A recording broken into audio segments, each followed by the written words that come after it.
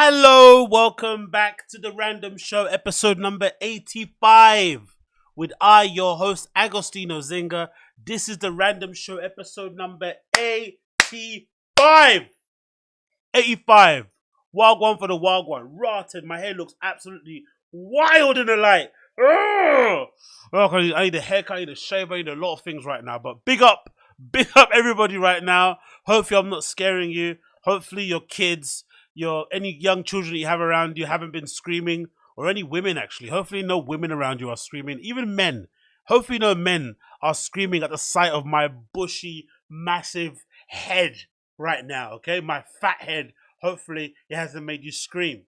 But thank you anyway for joining me. It is a very rare daytime random show. As you can see per the light coming into that room. You see the light, you see the light, you see the light. Right? Very, very rare. We're going to be doing this very incrementally, very slow, going through all the topics and whatnot, and then hopefully you guys will enjoy, and you guys will have a good time, and we'll have a good time together, and we'll do all that good stuff we need to do. You know how it is. As per usual, if you could, help the kid out and make sure that you're smashing a like as we're going with this show, that'd be greatly appreciated. Just hit the like button down below if you enjoy it. That'd be greatly appreciated. And I really would enjoy that. I really would appreciate that. I really would enjoy it. Whatever. But yeah, as you can tell, I'm a bit hyped. Come back from the gym. Got good coffee in me. Had a bit of breakfast. Or a little bit of lunch, actually. Late lunch. You know how the vibes is. So yeah, ready to roll, man. Ready to roll. So, big up everybody in the chat now. Big up Richie. Big up Hot Wheels King. Big up Wrestling Universe Podcast. Big up everybody in the chat. Big up Coiler. Big up everybody. Big up. So let's go straight into it. Let's just not waste time. Let's go right into it. Alright, cool. Number one thing. Wagwan with my guy, Elon Musk. What's the deal with Elon, man? What's going on? Elon was cool, man. I really loved Elon. I still do. I think, you know, with most people in the public eye these days, you just have to basically take the good that you can from them and ignore the things that kind of annoy you. And I think overall, Elon Musk will end up being a net positive to humanity at large. I think so. He'll end up being a net positive to humanity. But as a person, he comes across a bit like a cunt. Unfortunately, it just is what it is, isn't it? And the way he deals with people online, the way he kind of deals with his employees and staff members and stuff, especially at Twitter. I know the Twitter thing's a bit weird because I feel like when he came in at Twitter, obviously, when he bought it, he obviously came in with his back against the wall. He was obviously kind of in this whole culture war thing. He was obviously not politically aligned with a lot of those guys over there. So he's always been on the defensive side of it. So I understand it. But after firing so many people, you know, restructuring the company, hiring new, firing again, surely the people that you have now should be the ones that you actually want to work with or that you actually rate and like to a certain extent. So I don't know why he's doing the things that he's doing now. So if you're wondering what he did, as the CNBC article is saying here, Elon Musk apologizes after calling a disabled Twitter employee who was laid off the worst. So forget he's disabled, because that's, you know, whatever. Forget that, put that to one side. It was just the back and forth he was having with this guy. This guy, from what we saw, the first bit of communication we saw with him talking to Elon on Twitter was basically him saying, "Hey, Elon, I've been trying to get in touch with HR. I don't know what's going on. Do I still have a job?" That was his initial kind of thing, right? He wasn't sure if he got fired or not fired. And maybe he was fishing or whatnot. We don't really know. But the way Elon replied back, like, "Oh, what are you doing? What kind of work have you done?" Essentially grilling him and asking him to basically dance for his supper in front of everybody, which was really, really wild, in my opinion. It sounds a bit crazy. But let's read the entire article to see what won. So, Elon Musk on Tuesday backed down after his attacks on a disabled Twitter employee who was laid off by the company and apologized for what he called was a misunderstanding. On Tuesday, Musk questioned the work performance of Haraldur Thorleifsson. I guess that person is Scandinavian. Maybe, what are they? If I'm going to guess, I'm going to say Danish, but I'm not really too sure. Haraldur Thorleifsson, who goes by Hallie, who he said has done almost no work for the past 4 months. I would like to apologize to Hallie for my misunderstanding in the situation, Musk tweeted on Tuesday. It was based on things I was told that were untrue, in some cases true, but not meaningful. He is considering remaining at Twitter, Musk added. Followson, a disabled Icelandic entrepreneur who found himself drawn into a war of words with Musk after asking about the status of his employment, Followson and Twitter, which no longer has communication departments, did not respond to questions by CNBC. On Monday, Followson tweeted Musk saying that he had been locked out of his work computer for several days and had failed to get a response from Twitter's HR department whether he had been fired. I wonder if he didn't get a response because there is no HR department anymore. Elon Musk just fired all of them. He suggested that he may be one of the 200 employees who were recently let go in February.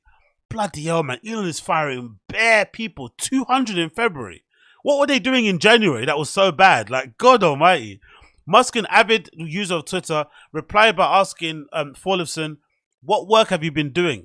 To which Followson responded saying he had saved the company $500,000 on a SaaS software service contract and led prioritization of design projects. When Musk probed for more details, Followson identified SaaS contract he saved the company money on as a design platform Figma and said that his prioritization work related to all active design projects.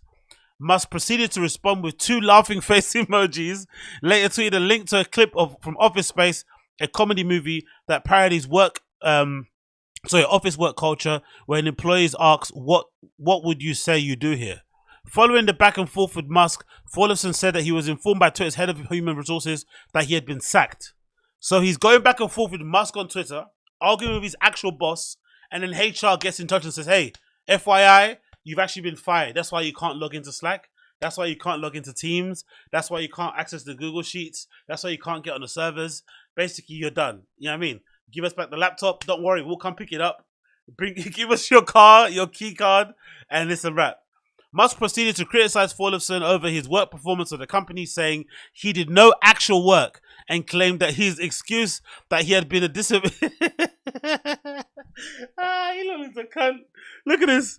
He said he did no actual work and claimed that his excuse that he had a disability that prevented him from typing, yet he was simultaneously tweeting up a storm.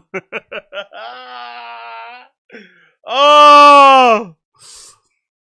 Billy Marcus, a co-creator of Dogecoin and an ally of Musk, expressed disapproval of Musk's tweets. In a since-deleted response to Marcus, Musk said, he's the worst, sorry.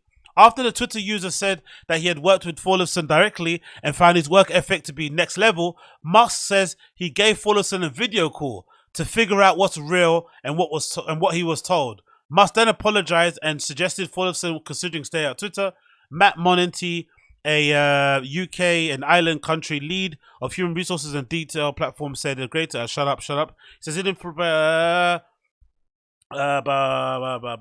okay, let's see what's Followson about here. Followson 45 was brought into Twitter as a senior director of product design after the sale of the company to Unia, a company bought design agency to Twitter in 2021. He suffers from muscular dystrophy, a disease that weakens muscles over time. Followson explained his disability and has said it's harder for him to do manual work to extended periods of time without his hands starting to cramp. According to Icelandic Review, Followson was crowned as Icelandic's Person of the Year in 2022 by several Icelandic media outlets, in part due to his sale of Unio and his efforts to install wheelchair ramps across the country. So this Followson guy sounds like a proper decent dude, right? He works so hard around the clock, despite his disability that clearly makes it hard to do the things that he needs to do. He's a product designer. He needs to hold the mouse. He needs to be typing. He needs to be drawing. And if his muscles suffer from, what's he got here? Muscular dystrophy. It's clearly something that he has to kind of maybe take medication for, but he still soldiers on. So you'd think someone like that does their best despite, you know, the flipping shortcomings that they've been dealt with, you'd think they'd be getting a little bit of grace, but not in Elon's books. Not in Elon's books. He treats him like anybody else, and if anything, he mocks him and takes a piss out of his flipping disability and basically says, oh, you're disabled, but here you are tweeting on flipping, here you are making tweets. Not knowing that you can basically dictate tweets if you want to on Twitter or whatnot. It's absolutely crazy. Followson says part of the reason why he sold the company, which he later described as being in unfavorable financial terms, was that his disability made it harder for him to do manual work. And then Musk said also that he's financially wealthy. like, you know, wealthy, he's independently wealthy or something, like use it to mock him. Like he doesn't even need the money or sort of thing. But really he sold the company because he couldn't work on it full time. And you know, he's probably an entrepreneur at heart, but he's also bored. So he got a job as well on top of it. Bloody hell, man. Fullerton repeatedly chose to be paid in sale price of the salary so that he could be sorry, let me just go that again. I'm talking too slow. Let me talk slow. I'm going too fast here. Fullerton reportedly chose to be paid the sale price as a salary so that he could pay 46% in income tax rather than the standard 22 rate on investment gains. Fullerton said that he was in the dark about whether he will receive severance pay. Companies let people go. That's within their rights. Fullerton said on Twitter, they usually tell people about it, but it's seemingly the optional part here at Twitter now. It's not clear yet what's inside the next, although he did say early on Tuesday that he was planning to open a restaurant named after his mother called in Reykjavik soon. But I want to quickly go back to this, right, and say, let's see, Elon Musk, Twitter employee. The thing that's bugging me out about this, right? The thing that's bugging me out is this. Let's go here. This one is bugging me out. I just want to go to Elon Musk's Twitter account. Because this line, to me, really messes me up here. Yes, big up Mo. Big up Mo in the house. Big up everybody in the chat. Big up Jared Melarek. Big up Codename Cod. Big up everybody here. Big up Coiler. Big up everybody. Wagwan for the Wagwan. Yes, we're live. We're live. Live and direct. Look at this. Look at the daylight coming through that window. It's not dark anymore. You can see me. HD. You know what I mean? Look, you can see me. Look at that. Anyway, what was bugging me out was this. Let me see if I can get the tweet up properly. Let me see it. There was a line in his tweet that he said, right, that really freaked me out. And I was like, God almighty, Elon. Aren't you like 51 years old? Aren't you like nearly 60? What's wrong with you, brother? Why are you acting like this? So let me scroll down here. Maybe he's deleted it. Let's see. Maybe he's deleted it. You know, he might have deleted it. Okay, but it might be here actually. It might be in tweets and replies. My bad. Oh, come on, computer. Why are you taking so long to reply? So let's see. Yeah, let's see if it's here. But there's a line he had on here that really fucking freaked me out. Let me see if I can grab it. Come on, hurry up. I also apologize to everyone named Alex and this. Loyals. Come on. Where is it? I can't see it. Major Force. Where is this line? Come on, son. Did he delete it? Maybe he deleted his reply. He said something like, oh, I just realized that talking on the phone is actually more beneficial. Where is it? Can I find it here? If I don't find it, one more scroll. If it doesn't load up, I'm bouncing. One more scroll. One more. If it doesn't load, okay, I'm out. Whatever. Don't care. So, Elon Musk is what he is, right? I still want to know what going on with Elon. Because there was a point in my life when I was following him and stuff. And he seemed to be pretty cool. And then over time, I don't know what's happening with Elon. I don't know if it's like a Jordan Peterson thing. Like Jordan Peterson was cool before. Like I legitimately went to a Jordan Peterson talk in like 2017. I think he came to London. I think it was 2017. He came to this place called The Round. And that's when I actually went. I got my book signed and everything. It was actually quite cool. I might have a picture somewhere of it as well. And it was a really good talk. And, you know, it was around the time when he was doing that whole biblical series. But I think when he came to London, that's when he came to promote 12 Rules for Life. And he was nice. Then all of a sudden, I think his daughter got famous. His brain broke. He went to Russia. He took too many benzos. And he just turned into the freak that he is now. You know, fighting fat girls on Twitter and stuff and doing all this sort of nonsense, whatever. He's gone. He's way far gone. He might have a few good interviews here and there, but for the most part, I kind of don't listen to him anymore. I wonder with Elon, the same thing happened to him. Elon has always had like, you know, geeks that kind of love him like myself. But I think over time, Elon has become like even more popular than before. And he's kind of, you know, and the group of like sycophants and acolytes, especially all those guys, there's a lot of them on YouTube I follow. There's a lot of these guys, I don't know if you've seen them, these YouTube guys who are like Tesla stock advocates. And essentially, they basically use the fact that they're fans of the Tesla stock as an excuse to be like extreme Elon fanboys. Like they defend literally everything Elon does, they can defend. They kind of remind me a little bit of Kanye West fans, which is why maybe Elon and Kanye are close. They have the similar type of fandom. Like either you absolutely love them and you make every excuse under the sun for what they do, or you absolutely detest them. But my kind of warning signs, and again, this is a weird thing to say because it's none of our business and we don't really know what's going on behind closed doors, But something that kind of irked me and made me think Elon might not be the nicest dude in the world. When that story came out about Elon Musk's oldest child, I think his oldest child, when they turned 18, immediately changed their name, and I think got a gender change as well. But for sure they changed their name. Legally, they wanted nothing to do with Elon Musk. And they kind of, cut any ties with Elon and basically went on to live their own life. So I'm thinking, like, if you've got a child that's 18 who, knows that you're one of the richest people in the world, maybe the richest at the moment, and they decide to change their name and cut all communication with you, how are you behind closed doors? What kind of dad, not even dad, what kind of person are you that you'd make your child like turn off like that? That's what made me think like, rah, man, what's going on with Elon?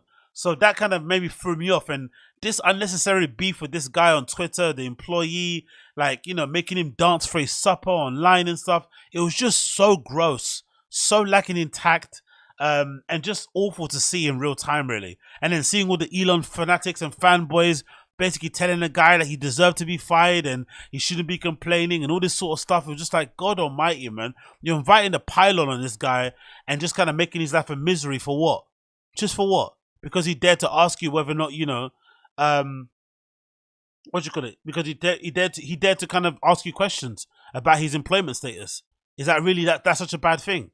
I didn't really understand any of it. I really, really didn't get any of it. But hey, hopefully the guy gets sorted out and everything works out in the better anyway going forward, and then we see a resolution for it. But one thing we do know, Elon might be the idea guy. He may be the rah-rah motivational guy on stage. But one thing that we know for certain, day to day, he's a terrible boss, man.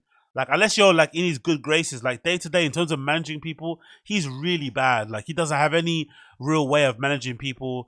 Like that would inspire confidence or make you like him in any sort of way. Which obviously probably isn't a worst thing, because I think in general, when it comes to businesses or just work in general, I don't think everybody who is an entrepreneur should be a boss also. You should be able to delegate and maybe manage stuff a little bit better. I think that's the thing I said about Brendan before when it came to Thick Boy. Even though Thick Boy didn't work out and it's still gone to crap, I think a big part of Thick Boy that could have maybe worked was if he hired somebody externally to kind of manage the network. If that was the plan. I don't think he really had a plan in place, but if he did have a plan in place about what to do, that would have been great to kind of have somebody in place who can actually manage the people that you're going to have working on the show, maybe make sure certain things are put up, maybe have a schedule. All these type of things would be really, really good. But, what do I know, innit? Yeah, Coy's saying Elon needs a BGL. Hilarious. Imagine that. That'd be absolutely crazy. No one needs that. Next on the list to move on to, I'm sure most of you have seen this, but I think everybody's now agreeing that maybe Kanye West was right about him ranting and raving about him wanting to make sure that the Kardashians and Kim especially and her mother weren't able to essentially let his kids and especially Northwest run ragged and start to go on TikTok and, act all like, above their ages and stuff and do stuff that maybe a kid that, is Northwest age shouldn't be doing. Maybe Kanye did have a point when you check out this video recently where Northwest is dressed up like Ice Spice. Let's play it.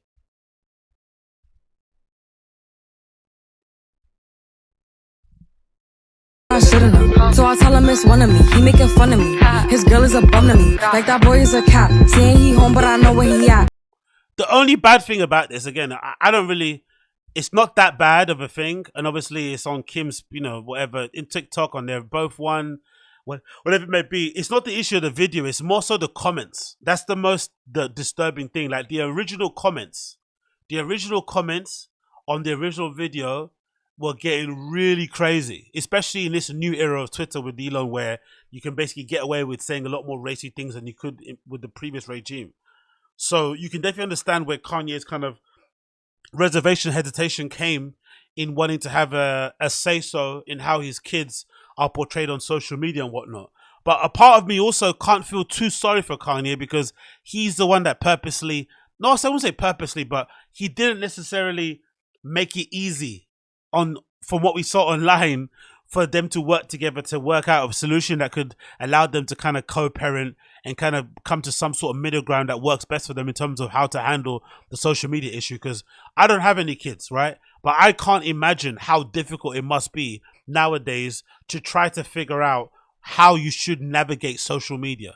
Because I remember when I was growing up, one of the big things people were struggling with, parents, was how to manage video games. Like, what do you do with video games? Like, when do you allow your kid to play the PlayStation or the Nintendo or the Sega, whatever it may be, right? And that was a major issue at the time, the PSP, the Game Boy. Nowadays, the video games are one thing, but then there's a social media aspect of it that's really crazy. Like, what do you actually do? Like, what's the hard and fast rule? Do you stay 10 years old? Do you get your own phone and use social media? Is it supervised before 10 years old? Is it wait until you're 16? All these type of things. And there is really the issue I have with it, or the issue most people would have with it, is that we know how kids are. The moment you deny a kid something and you restrict them or something, you essentially make that thing more desirable. And they'll go out of their way to make sure they will do it. So if, for instance, you decide to tell your kid they can't have social media until they're 16, most likely they'll just go to their friend's house and use their social media account, or set up an account that you don't really know, or have a secret phone somewhere. It happens all the time. So those hard and fast rules are really difficult to, especially if you're living in the Western world. It's just a difficult thing to kind of get a grip on. So I don't really envy either parent's position, whether it's Kim having to deal with basically raising all those kids on her own, because essentially Kanye is kind of living he's kind of like his second life now with his new wife. So essentially, I guess she's not doing it on her own. She's definitely got help, but you know what I mean. She's technically having to raise them by herself. And then also Kanye, he's still the dad, so he has a right to kind of have a say so in how they're brought up. But it's just difficult to kind of say something when you're halfway across the world with your new wife, kind of thing. But I do remember a couple of these clips where Kanye spoke about, you know, what he wanted from his children, especially growing up in a Kardashian home, and he already was having these reservations from time ago. This is a clip from ages ago, which is about a year ago now, with Kanye West talking to the guy from Hollywood Unlocked about his kids, trying to keep his kids off of social media and whatnot. My solace comes from seeing my kids and getting a solid schedule. That's why I even got the house. You know, they flipped it in the media like there was something wrong with me getting a house next to my kid. You see, when my mom took me from Atlanta to Chicago, my dad didn't come to the coldest and most dangerous city in the world to be next to. He said I wanted to stay down in Atlanta, because of my career. It's nothing with my career, with this rap, with this media, with none of that that's gonna keep me from my children. And that's what I want everybody to know. Don't play with me, don't play with my children, and ain't no security gonna get in between me and my children, and you ain't finna gaslight me, and you ain't gonna run this narrative on me. The only thing I'd say, just as a little counter on this, is that throughout that period when him and Kim were going back and forth, the only thing that I didn't run this narrative on me. The only thing that I didn't like about Kanye at that time was that he was really not really trying to, like, I don't know. Again, I don't have kids. I don't know how it is to deal. Maybe when you got a baby mother that's that famous or that annoying, it's hard to deal with it. But if you're really that worried about the family if you're that worried that your extended family or the other half's family could corrupt your children and be a bad influence, you should really try everything in your power to make sure you're there and you're present. And just kind of make sure there's peace in the Middle East. But I think it got to a point, personally for me, I think it got to a point where Kanye got on Kim's nerves so badly that she now legitimately hates him. And it wouldn't surprise me if somebody told me that part of the reason why she does what she does or part of the reason why she lets North does what she wants on TikTok is in a weird way to kind of spite Kanye. Because she hates him so much. Like, that's the issue he had. They broke up, that's cool, but he actually made her not like him as a person. So now there is no kind of middle ground, because he legitimately turned her off with his attitude, what he said. I mean, he called her mum King Chris Jong-un, which was fucking hilarious. He essentially said the whole family are prostitutes and porn stars. Like, he was going mad, Kanye. So it's very difficult to sit in that position and then suddenly turn around and say, yeah, okay, cool, but I want this, I want that, I want to have say so here, I want to say so in that. You know what I mean? Especially when you're not there all the time, it's really difficult to do so. And it doesn't really look like he's trying to be there all the time. So I don't know, man. It's just a hard one to really deal with. I think in general, the lesson to be learned from this overall, for most people anyway, is if you are going to have children with somebody, try to make sure that you stay with them if possible. If you don't stay with them, then you have to put whatever personal grudges and feelings that you have to one side and do what's best for the kid. Because at the end of the day, you know, the people that are bickering on either side of this are the parents. And the only ones that's going to suffer is definitely the kid. Because that kid's going to grow up knowing she can do what she wants with her mum, but then she can't do certain things with the dad. And then you have these weird kind of, you know, you play them off each other and stuff. It just becomes very toxic very quickly. But one video I remember that was fucking hilarious was this one. Do you guys remember this video? When Kanye was ranting and raving that he wasn't able to go to, what's the other kid's name? I think it's like Sam's birthday or something. And he basically took to social media to ask social media people for help to try and get an invitation to the birthday party. This was hilarious. And he started praying mid-rant. Hey, everybody, I just got off the phone with Kim. I told her to stop antagonizing me with this TikTok thing. I said it's never again. I am her father. I know y'all don't respect fathers and the idea of family, and media tries to promote something. Imagine how broken your relationship has to be with your baby mother that you're ranting to the internet to get in touch with your baby mum so that they can let you see your kids. Like, go call her. Why are you telling us? We can't help you. We don't have Kim's number. I said, I'm not allowing my daughter to be used by TikTok, to be used by Disney. Too late. I have a say-so. No, and then you when don't. people say, oh, they're going to use this for you in court, I didn't have a say-so on whether or not they went to Sierra Canyon. They go Most there. men do not. There's no such thing as 50-50 custody with in prove society it. today. That's not even. It always leans towards the mom. Your fault. But right now, and I'm happy that you guys got to see just a small piece of what I dealt with. You understand what I'm saying? So when we had the Donda 2 release in Miami, I got a flight for all my kids to come from Calabasas to come in Miami to see the kids. Then assistant hit me and said, all the kids, you know, they said the kids are there. When the plane took off, I got a text from Kim that said, North won't be on the plane. You see, this is the kind of stuff that's just like the Chicago birthday party. And I'm glad that y'all saw. I just think it's so hilarious that he's ranting to us about his parental struggles. This is a state of celebrity at the moment. And again, I just think it's all his fault. He did not try to make peace in the Middle East. He completely turned that woman off of him. And now I think in a weird way, she's trying to spite him by letting Northwest do what she wants on social media, which means kind of, you know, gallivanting around in flipping outfits that kids her age probably shouldn't be doing, putting on makeup and all that sort of stuff, which you probably shouldn't be doing. But again, I don't envy anyone's position in this regard. I just think it's hilarious. In the variety piece, what I have to deal with. Here go another thing. The Doves high school basketball game. We hold one in California. My daughter loves basketball. I want her to see the league that her father is starting. North can't go to that game. Now we got Sunday service this morning at 10 a.m. and it's North had a sleepover, so she can't come to Sunday service. I moved the Sunday service up to 10 a.m. so that I can go to Saints soccer game at 12:30. I also like the slight like Valley girl accent Kanye has, because I think you can't avoid that. When you're in a relationship with somebody, you end up kind of absorbing each other's mannerisms and ways of speaking and whatnot. So Kanye's got this Chicago accent with this slight Valley girl thing. And then she said, North is not on the plane. She's not coming.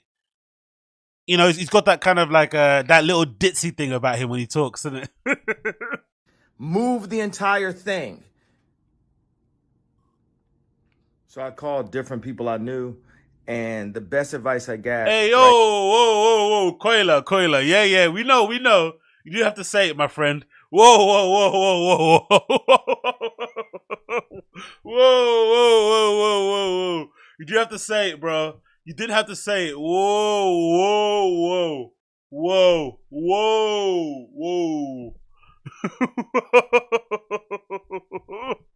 Right now was from Tory Lanez, and he just said to pray and ask for God to speak through me. You know, I got Imagine him frantically calling everybody in his phone book, and then he lands on Tory Lanez, and then he starts talking about prayer and stuff. Like, this is just like fantastic, man. This era of Kanye was absolutely fantastic.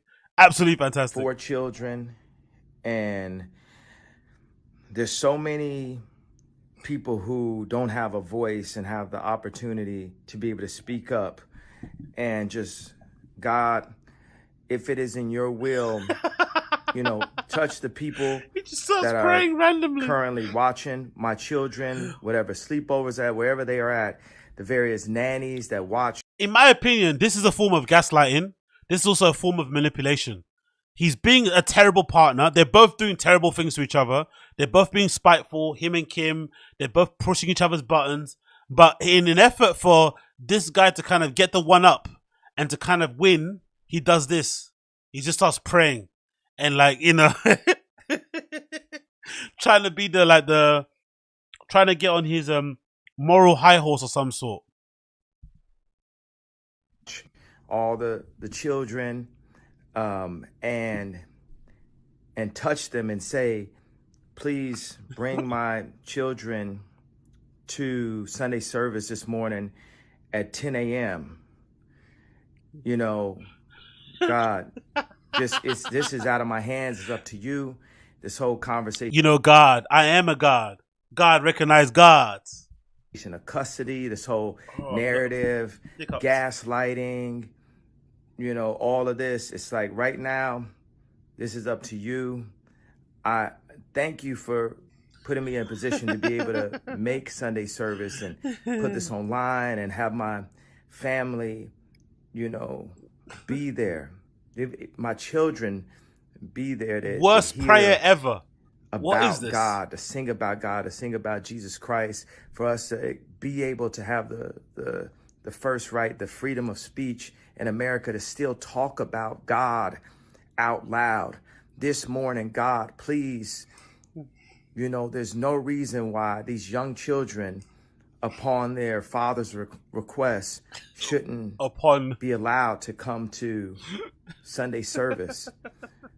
At this point, it's going too far. God, oh, sorry, I'm hiccuping a lot. please. The boyfriend texts me, antagonizing me, bragging about being in bed with my wife. I thought it publicly for a year and a half. I've been dragged, and how she not my wife. She don't have a last name, and now he texting me, talking and bragging about how he's in bed with my wife. And I'm like, what kind of prayer is this?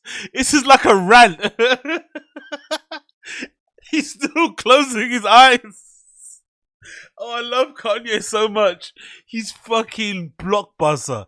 Kanye is blockbuster. Who's watching my children if he's texting me bragging about being in bed with my wife?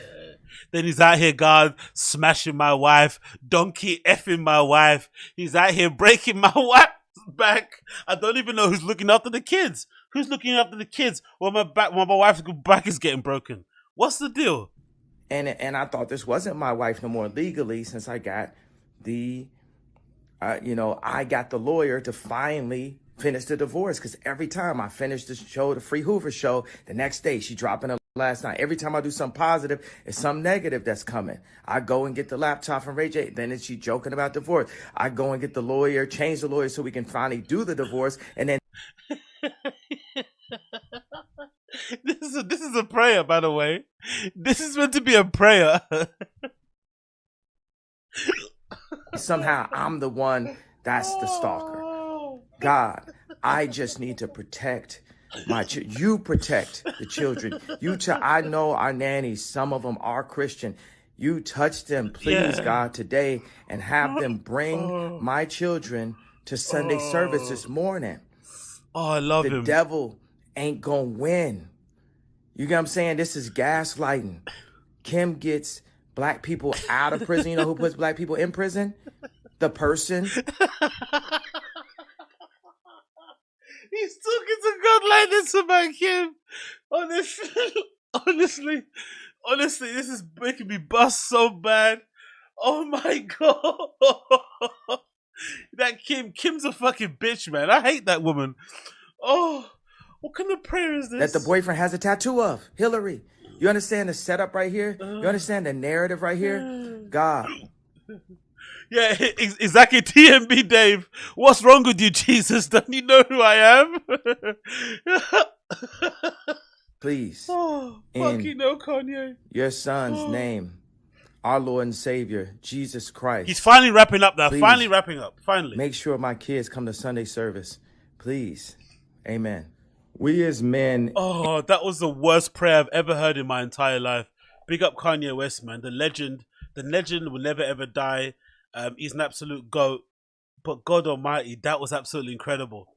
After all of that, he insulted the ex-wife, he insulted Pete, he insulted the nannies, the family members. He started speaking about Kim's, getting people out of prison and shit, prison reform, talking down on God, calling God bro. You know what I mean? You know what I'm saying? That's a good way to approach the God, isn't it? Yeah? To pray to the Almighty God. Anyway, continuing on from that. So, quickly about this. Let's move. Actually, I don't want to talk about him. Fuck him. Let's move to this one. So, have you guys seen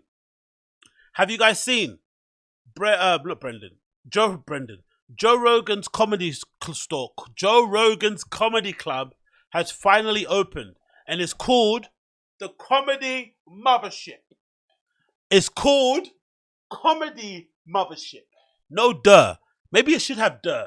But it's called Comedy Mothership. I'm sure I mentioned it to you beforehand. But we've now got some exclusive clips of it from the inside.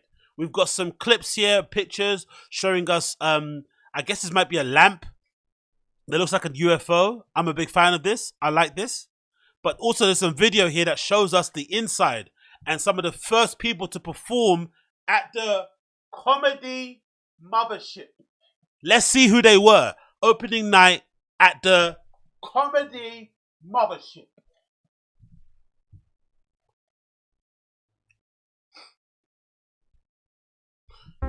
Ooh. So, by the way, in case you didn't know, Kill Tony is moving to the Comedy Mothership, which is pretty sick, isn't it? That's pretty cool. And then someone said to me in a comment earlier on that Bert Kreischer is said in a recent episode of Two Bears, One Cave. I don't know which one it is. Maybe you guys can tell me which episode. But he spoke about how he wants to buy a place in Austin because he's there like once a month or something, or twice a month. That's what he wants to do, which is pretty sick. So it means a lot of people, now the club's opening, it's going to be going there. I heard Tim Dillon speaking about it on his Patreon about the Comedy Mothership. I actually played the clip actually of him speaking about the Comedy Mothership. He said it was really fun and a lot of people really enjoyed it. So let's see the clips anyway. But we might now see a second, third wave of people going out there now the club is open. Because I think when Joe was trying to get people out there, that was during the pandemic and people didn't want to go. And also I heard from people other comedians saying that Austin isn't the funnest city to be in. It's definitely not LA, people are saying, but it's just not like, there's not much to do. So unless a comedy club is there, there's no reason to go there. But now the club is open, we might see a whole second, third wave of people going there. But anyway, let's see the clips on the inside. This is the outside with the original Ritz iconography. I think they had to keep that, right? Because this is I think it's a listed building, so you have to keep the outside for card or for facade, whatever it's called. We continue. The first customer coming in. No video, cool. Full body search. Oh no, I think you get a search outside, right? Bloody hell, this is stopping a lot. What's happening with my computer? Oh, you got that annoying thing in the back. The inside.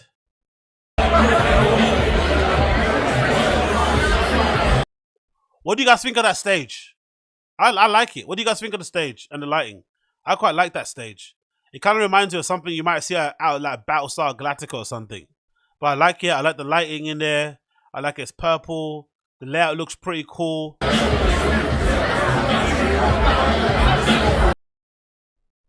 Yeah, people are saying it looks nice. Yep. Oh my god, my computer.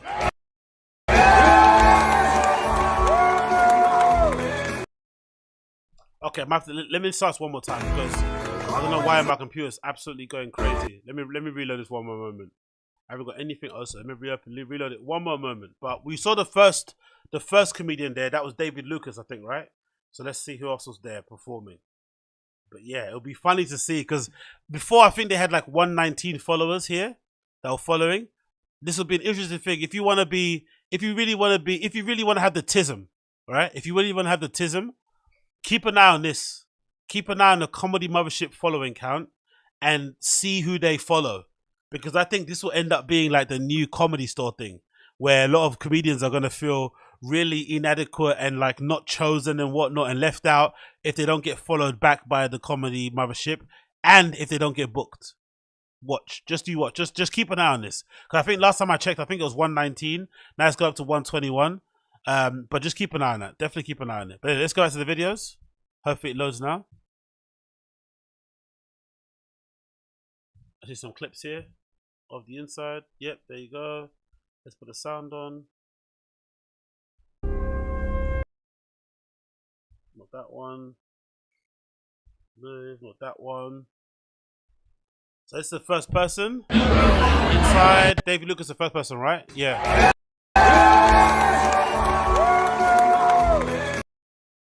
Okay, still pausing because the match is continue. David Lucas is still there.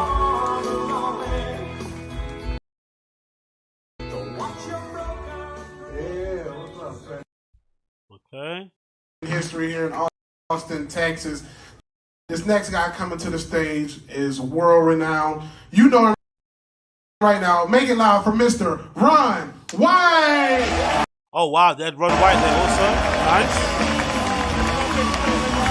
All the murderers.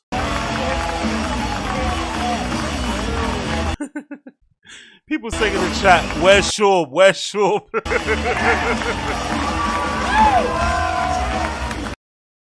Ron White was there. Okay. Next person. Tim Dillon. Oh no, so sorry. I think Ron White introduced Tim Dillon, didn't he? Yeah, they did. Yeah, cool. One of the hottest comics in the country, Tim Dillon. Fucking hell, Timmy boy, lay off the fucking ravioli, innit? Jesus Christ, mate. Tim's got an interesting body, innit? It's all fat is on his body, but not on his legs and arms and his face. It's crazy how that goes, isn't it? Like it goes to his face, goes to his body, but not his arms and not his legs.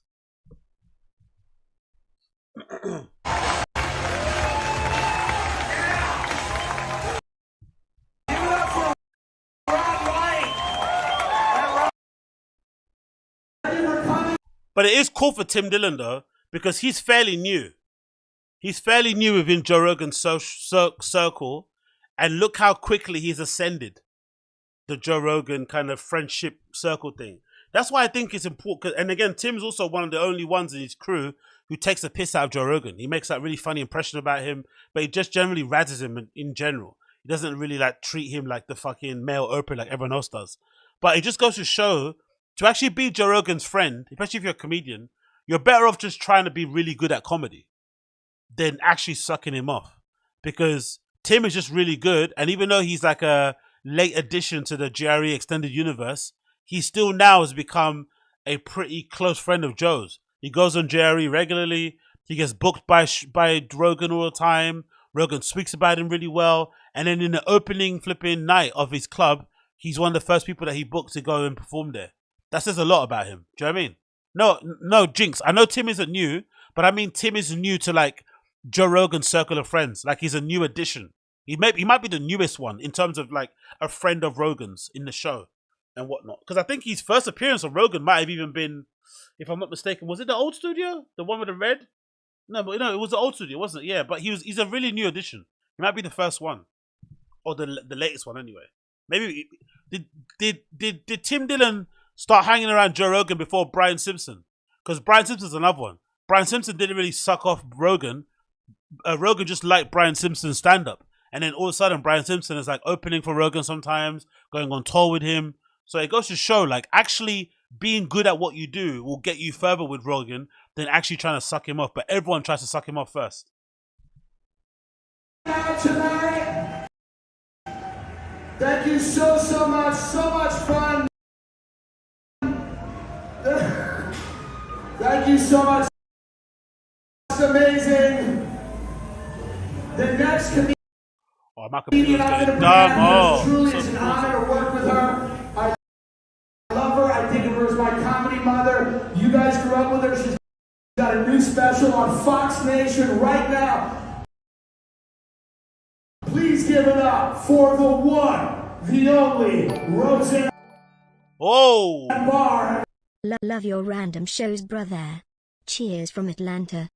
yo, big up, man. Thank you, number one, for the $69 donation, brother. I appreciate you. Bloody yo.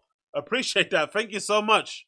Thank you, one. And big up from Atlanta. Big up the A-Town down, or something like that. A-Town. Big up, man. I can buy a lot of ket with that, mate. Thank you so much. We're gonna go Sizzler this weekend. Ket party! If you don't see any uploads on Friday, you know where I'm at. I'm having ket. Anyway, let's continue. Big up one. If you don't see me on Friday and no uploads on a Saturday, you know where I'm at. Let's continue.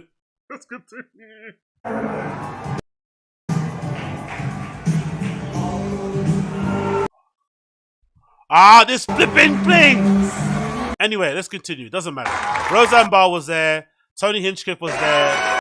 And Rogan came out at the end, right? Did Rogan come out? Yeah. Oh, look at Rogan. He's wearing one of Brendan Schaub's hoodies. Look. The long skirt thing. This is a special night for He's so small, isn't he? He's so small. Wow, he's tiny, bro. Fuck. I think if I saw Rogan in real life, I wouldn't recognize him. Because I think in your head, you have a different image of the size of a person. But when you see him, like, you recognize his head, right? He's got like a distinctive head. But you wouldn't be able to match his body with his head. Like, you'd be like, what? Whoa, dude, you're tiny. He's so small. Anything else? Okay, cool. Doesn't matter. Don't see anything else. So, let's X off that. Because my computer is going crazy and it's not letting me load properly. Let's see if anyone's tagged the store, because I want to see any other pictures from it and check out what it looks like. We got a picture here of the outside. We got another video there. Nothing else crazy. Okay, no one's saying taking a picture. Okay, we got a picture here with a couple right there that looks nice, right there on the sidewalk.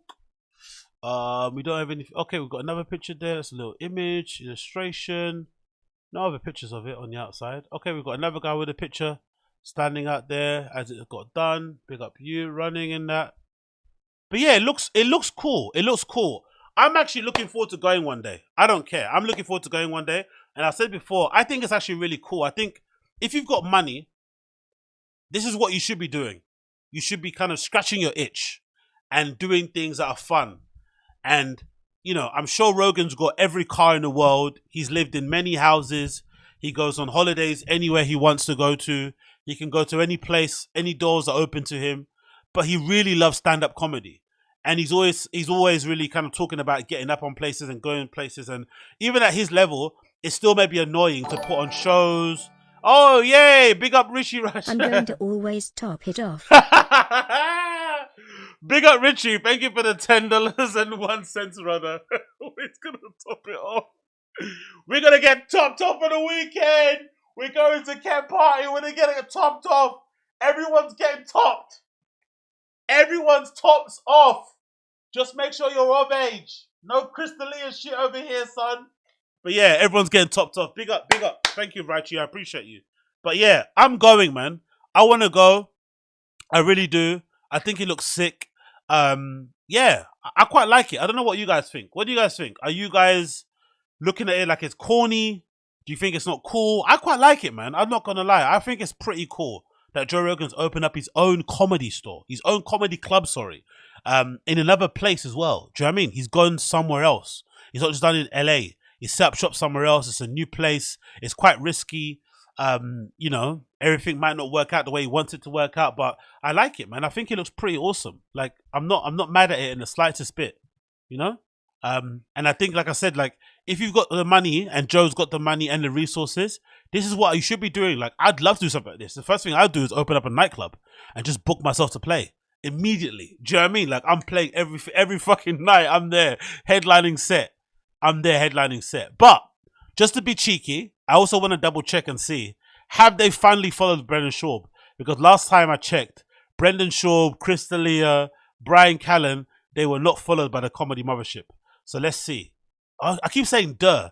It's Comedy Mothership. But anyway, it's not duh, it's Comedy Mothership. Let's see. Let's see if they've been followed yet. Because they've added a few people on there. I think 4 or 2 people have been added. Because I think it was at 119. So let's see if Big Brown is on there. Let's see if Big Brown is on there. Let's see. What do you guys think? What's the guesses here so far? Do you think Big Brown's gonna be on there? Or do you think Big is gonna be on there? Let's see. Ooh! They even following Kevin Hart, you know. Okay, let's see. Let's see. Brendan. Oh, he's still not there. Bryan. Still not there. Chris D'Elia. No, Chris Spencer. Christina P. Chris Rock. Chris D Comedy. Damn, son. Damn. Is Annie Lederman there? Yes, she's there. So BGO lied. Bobby Lee's there. Boom. Bobby Lee's there. Who else I'm thinking of that's in that crew that might have got hated on? Let's see. Is Josh Wolf there? I don't think so. Is Josh Wolf? Does Joe know Josh Wolf? Josh? Oh my God! Josh Wolf is there. Holy shit! They followed Josh Wolf, right? The guy that Brendan kind of took for granted, absolutely took him for granted. The guy that helped out and saved the show when Bryan was accused of all the rapes, came then filled in, was a real good addition. I felt always good vibes. I like Josh Wolf in general. And they got him on board, but they didn't get Brendan. Oh, is Thea Vaughn on there? Thea, of course, is on there. Of course, Thea's on there. Oh my days. Mark Norman's on there too. Anthony Jeselnik, of course. Rah, Ted, man, that's crazy. Anyway, let's move on. 50 minutes in. Let's move on and go to the other stuff I need to talk about. Let's go through my list of stuff, my topics. What else do you have here? Opening. Oh yeah, let's watch this. Have you guys watched this yet? There's this video that someone put out. It's called The Alleged Lies of Brendan Schaub. I guess it's just a compilation, but this might be quite a fun one to watch and see what this person put together. Let's see here. What's the person's name? It's a channel called Retroactive. So check it out if you haven't already. This is the channel there, as you can see, Retroactive. And the title is The Alleged Lies of Brendan Schaub, a retroactive compilation of Brendan Schaub's verbal discrepancies. I love this. What made you do early stream? What made you do early stream? Nothing, just want to try it out, to be fair.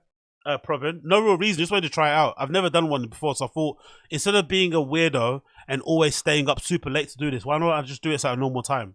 So here I am. So let's see how it works out. I can't do it all the time because obviously I'm off today. But when I'm working, I can't do it all the time. But you know, why not try? So let's go. Let's see what this video is saying. A respectable UFC fighter in his time turned Reddit's favorite comedian, Brendan Schaub's Gringo Papi, was a cultural phenomenon. landmark that shall never be forgotten. Dicey.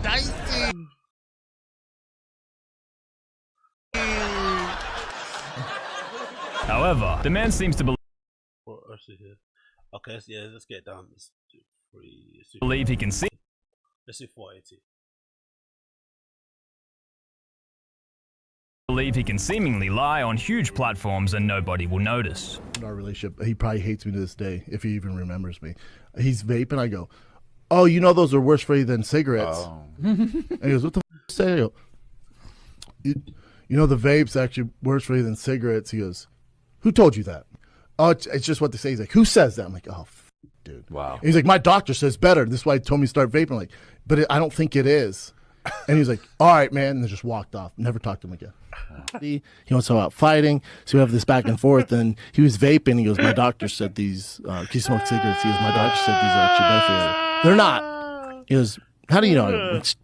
Google it, dude. They're not. He goes, really? Oh, no, he fucking threw it in the trash. Yeah. Really? Yeah. But you're a liar. Even Joe was like, really? Honestly, Brendan's ability to lie, in my opinion, is really unique. Because I've met liars who, like, when they get presented with the opportunity to lie, they lie. Right? It's like, you kind of, if you assume the best, like if you say, oh my God, I heard you got this thing. They're like, yeah, I did. They kind of just respond that way, which I kind of understand. But Brendan will just lie, just thin air, with no prompt, no encouragement, no nothing. Just straight out lie. The guy's a pathological liar, allegedly. Tells his Chappelle story 2 different ways and expects nobody to notice on the biggest podcast in the world. Rogan's BS detector also wasn't having it. I don't know if it's a bad look because everyone was matched up. They weren't giving anybody. He's like, dude, give me fucking Diego. He just won. And Danny's like, I can't do that. Why wouldn't he ask for Nate Diaz? That's the fight. No, it's not the fight. You're a casual. That's not the fight. Yeah. You're such a casual. He's a little older. And then fights Dustin Poirier, and the number 2 lightweight in the world. Like that's not the move, man. His team should have been smart about it. What do you think they should have done? Fought Nate Diaz, the trilogy, get that win. Hope his chances of winning that fight are way better than. So he dunks on a guy and calls him a casual because he suggested Nate Diaz. But then when he goes on to Papa Rogan's podcast, he gets on his knees, sucks him off a bit, gets back on the chair and says Nate Diaz too. God almighty, insufferable. Beating Dustin Poirier, this fucking dog who's been in the game and lives, eats, and sleeps in the lightweight division. Should have fought another guy who's had time off. You lie! You're liar! Shut up! Coming on to Steve-O's podcast to belittle them, then stealing word for word what the man you belittled said to repeat to Daddy Rogan. This isn't doing wonders for Brendan's impeccable reputation. When I told Logan that this is my motto on all this thing, f*** everybody. You do it for the people that ride with you. Those that don't worry about pleasing them. You don't need to answer to them. You just keep. This, in my opinion, is one of Brendan's worst faux pas in recent memory. And this is the thing I don't get about the guy. Like, he's already like you have the it's not similar to Lex Friedman. He has the ingredients to be cool. You had a really interesting career. You didn't make it in football, but you're around all the right people, so you know everybody in the teams. You know the coaches. You're friends with, what's that guy's name? Kloppin something. He's a footballer. Klopp something. I forgot his name. He's a friends with the other guy that's a Christian. That's a footballer too, right? You got all these friends in the game. Then you start doing UFC. You're heavyweight as well. There's not many of you around, so that fraternity of people must be super small and super tight. You were in the UFC when it was kind of coming up a little bit too, not as big as it was now. Obviously friends with Rogan. You should be cool. That's cool enough. You don't need to add extra lies. And you also don't need to try to befriend flipping Logan Paul. These guys are in their 20s. And this man's trying to like bread them and be his friend and act like they're down and they're cool and they're close. It's so weird and so lame. And I think part of the reason why he did it, obviously because of the clout, they're super famous and super successful. But also I think he thought because Logan and Jake Paul are kind of, they're successful, but they also got their kind of, their group of haters. I think he tried to like bond in that regard. Like we're guys crushing it.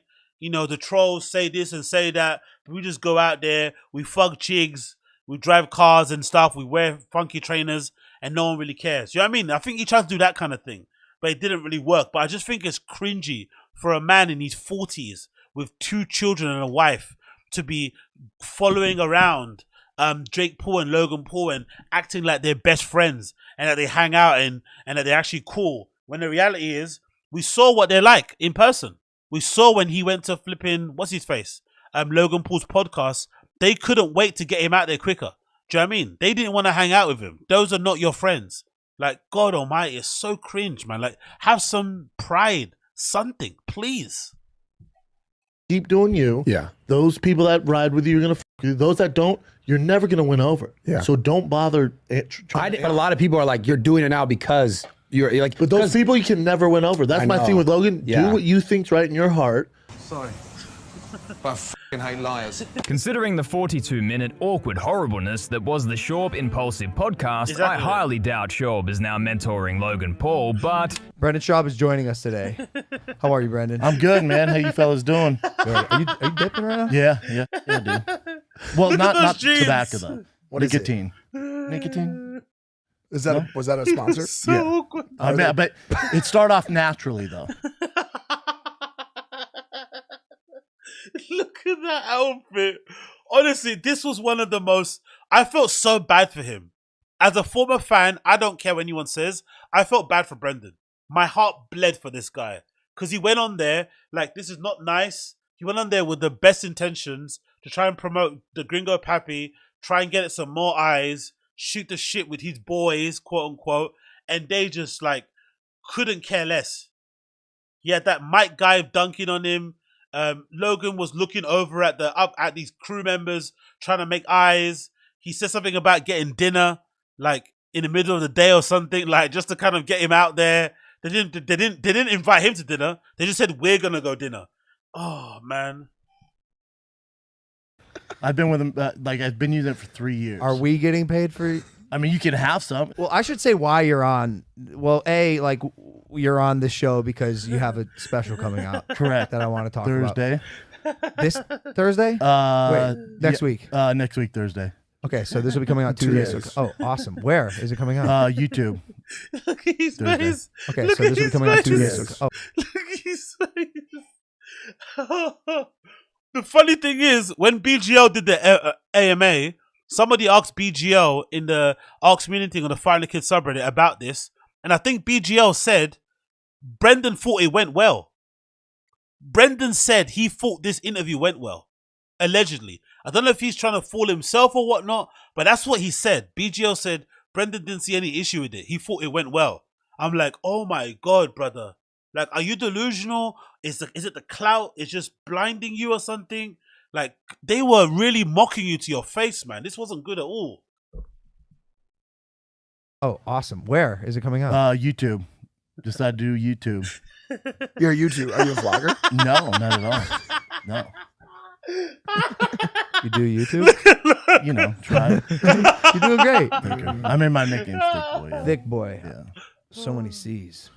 And we did jujitsu classes together. And I didn't know you did jujitsu. yeah, oh yeah. For how long? I can roll, bro. For how long? I can roll. A couple years. All right. Yeah, carry on. Does wifey handle the discipline? Super strict. She's Latin, runs it like fucking Stalin. Same with you too? Strict. Like she runs your shit? Like No. Don't get twisted. No. What? We gotta go to dinner. Wait, right now? I think so. A 42-minute boys only episode? Look at that face. Look at that face. That must be so awkward, isn't it? It must be bad enough if you're doing a podcast in your own home, right? When you do a podcast in your own home and it's going bad, I don't know how you'd get somebody out. It's like when you maybe invite a friend over, and you want to get them out, but you don't know how to get them out. That must be even worse because you're recording. It's like Joe Rogan's podcast back in the day when you could tell how Joe Rogan's podcast, if it went well or not, if like it was under 2 hours. You could tell Joe Rogan wanted to get the hell out of there and didn't like the person. 42 minutes. Sat down with these guys, and usually their podcast episodes Impulsive are usually about an hour 20, sometimes 2 hours if it's a good guest. But they wanted to cut it off after 40 minutes. Bloody hell, Brendan, man. And you still suck these guys off. They're not your friends. They don't like you. Is that how long? We gotta go to dinner, bro. Yeah, sorry guys. Well, that was awkward. Yes, it was. Apparently, he is. Why did I gain 200,000 followers when Elon took over? That's weird. Oh my God. Oh, that's normal. Nah, dude, no, nothing. That's normal. Yeah. Bots are interesting. I guess Brendan Schaub was not aware of Social Blade or apps like it, as we can all see that he is lying about how many followers he gained since Elon took over. What a weird lie. What a weird lie. This What a guy weird comes lie. up, he has like slick back, silver hair, dope ass suit. Nobody wears shows to my, suits to my show. It's just, I'm like, what the fuck's happening there? And he's talking to me, and he goes, "You're a car guy, right?" I go, "Yeah, big car guy." He goes, "Oh, what's your favorite?" And I go, my favorite car ever made is a GT2 RS. He goes, "Oh, those are cool." I go, "Yeah." And he goes, you ever driven one?" I go, "Yeah, I own it, man. It's my favorite car. I'm never getting rid of it." "You ever driven a Ferrari?" "He had a Ferrari, his front engine, though." And I'm talking about it. I go, "Not my favorite, man." He goes, "That's a shame." And I go, "Yeah, they're cool, though. But, I'd rather have a Porsche." He goes, "Oh, cool, man." And I go, "But, I'm waiting to get on the list. I heard it's like a 10-year waiting list." He goes, "Yeah, it's fucking tough, man." I go, "All right, say less, dude." He leaves. Again, I asked to be on that list, I don't know, 7 years ago. I'm driving down somewhere in San Diego. My brother's in the car, and we're in my Bronco, and I get a call, and they go, "Hey, it's Ferrari North America. You got allocated a Ferrari. You got pushed to the front of the line. You got allocated a Ferrari." That guy was the head of Ferrari North America, and he was the biggest fan. He was just a big fan. Come on, man. What kind of coincidence is that? Really? Really? One of your fans happened to be ahead at Ferrari North America. Allegedly, I'm not a car guy, but according to YouTube and Google, you have to get on some sort of list to buy a Ferrari. You can't resell them. They're up their own arse with how you're meant to buy them and all that nonsense. But by some coincidence, the Ferrari North America guy is a fan of you and happens to be at the show. And you happen to speak to him. Of all the people that go to your show, it's fucking full. It's sold out, remember? You're a murderer. You're a beast of a comic. It's sold out. All these people all over the place. Brendan, picture, love you, narrative, facet, blockbuster. But somehow, Ferrari guy in a grey suit is there. We've seen what your fans look like, brother. They don't wear suits. We've seen your fans. Your fans don't wear suits. Okay? Come on, man. Come on. What kind of lie is this? Come on. Yeah. Did you just call me a liar? Yeah, as a matter of fact. This one could be true, but knowing Schaub's tendencies, his likelihood to stumble across a Ferrari head and have them be a big fan, dicey, fishy, something. Exactly! I was playing fetch with Romulo. He, by accident, he grabbed my wrist instead of the stick. Opened me up right to the bone. I remember this. He barely had didn't his mean to, yeah. almost crushed my hand. They're great with kids, great with family, the best dogs. Like they Best are dogs you serious get. animals. Anyway, I digress. They're great with kids, great with family, the best dogs. Like they best are dogs you serious get. animals. Anyway, I digress.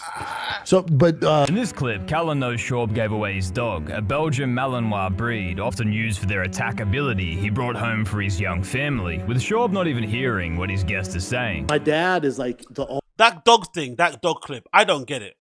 Because if there's ever an opportunity just to kind of like be self-deprecating and be like, you know what? Oh, rah, really amazing, Frank Grillo. I'm happy that you trained your cane crosser and now it's a fucking fit dog and it's super athletic and it can do backflips and save babies from burning buildings. But I kind of messed up. I got my cane corso. I didn't inform my wife who's going to be look after it the whole time. She hates dogs anyway. And then this dog comes, it looks like a flipping tank. I called it Tank. The kids are flipping, squeezing his balls and twisting his dick and it's biting them and stuff and being too aggressive, so I had to give it away. That's a funny story. Like, actually telling the truth. But instead, he wants to kind of save face, and he pretends he still has a dog. Yeah, they're great with kids. How do you know? You don't even own one. You gave it away. ultimate businessman. So I grew up in the summers being around my uncle who's insanely successful and a crazy businessman. My mom loved it because we didn't grow up with a lot of money. You are a bald-faced liar. Don't lie right now. Here, Schaub completely contradicts himself only minutes apart, attempting to paint himself as someone who grew up poor. Schaub then had Theo Von and Joey Diaz on a flyer for a show they probably weren't even aware of. Joey Diaz in Rampage, and then, was it a day ago, Theo said he was like, it's going to be tough, but put me on the flyer, promote me. A busy day. We're doing Rough and Rowdy, which you're doing the stream with, right? I think so. I've seen your face in the flyer. So he's probably doing it. We'll see. I don't know. He gave me a little, thinking about it. He's like, are the numbers not right? What's going on? Are you doing the stream? No. I don't know. I didn't make that deal. I don't know. I just got put on the flyer, I guess. Said he was like, it's going to be tough, but put me on the flyer, promote me. I should be able to make it. And then yesterday was like, I can't do it. And then that's when I hit up everybody. Oh, that's how I put it. I know, to be fair, he was like, I'm down to do it. I'd love to do it. He's like, I don't know if I'm in town, but put him on the flyer. I should be able to do it. No, deal. I don't know. I just got put on the flyer, I guess. I don't know. Schaub. I saw it's Schaub. It's your face. Who are the other two faces on that flyer? Do you know the flyer I'm talking about? It's Joey Diaz, but he got replaced. And then Rampage Jackson. Is Theo's face still on the flyer? Yeah. Plastered all over the flyer. The fact that Joey Diaz never addressed it, really, I don't think so, says it was all a lie. And it was a good honey dick, to be fair. It was a good honey dick. Because imagine if the reason why Brendan got the deal with Barstool, which again, it didn't happen again. It was a one deal. That's the thing that must annoy Brendan as well a little bit. Because you'd imagine someone of his kind of personality, he probably thought him and Dave Poynter would be good friends. And you would imagine they'd probably get along. But Dave Poynter doesn't have any real time for Brendan. He kind of makes it clear. He hasn't really been in a fight with the kid.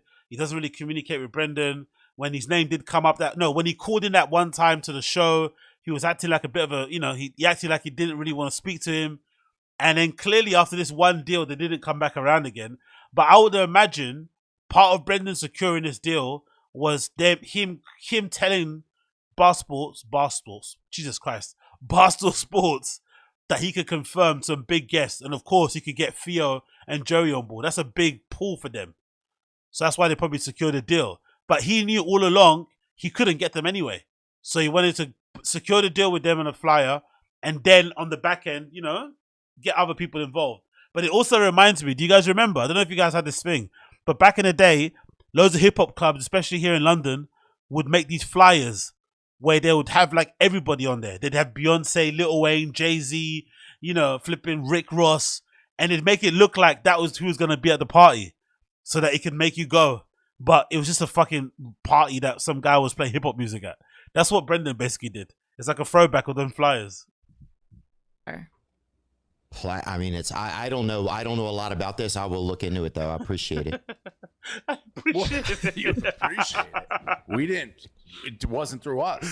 Oh well, it wasn't through me. That's what I'm saying. I feel like this is like we're being trafficked, bro. I don't know how this is happening, son. That's what I'm saying. I have your permission to just put your face on any flyer that I want? Yeah, look, I'll take the pub, but I didn't do it.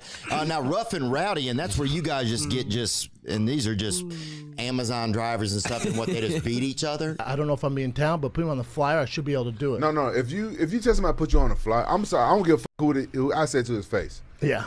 Somebody put you on a fucking flyer. It puts me in a tight spot. You know what I'm saying? You just got this type of person I am. You are a liar! No, I'm not. He's lying! Apparently lesbians love to hook up to the sound of Gringo Papi. Palm Beach. I'm doing my best. I just see a dude, two girls, try kissing. Whoa, at the show? In the middle of my eye. Oh, wow. I was like, God. Wow, you dog. just... Well, then that's when it just becomes like a rap. I'll let you be the judge of this clip's validity. Remember your career?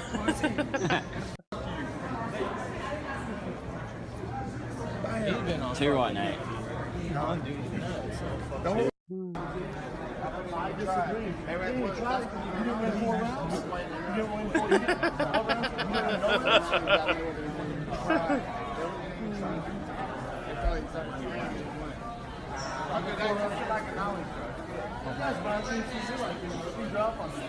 It was at this moment Oh, teed up on you.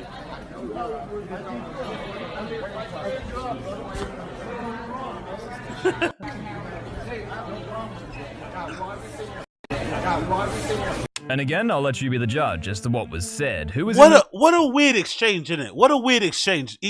And he still does this to this day. He'll say something crazy. No, he'll say something rude. The person who he says something rude to replies back. And he's like, I got no problem with him. Like, it's like with Ariel.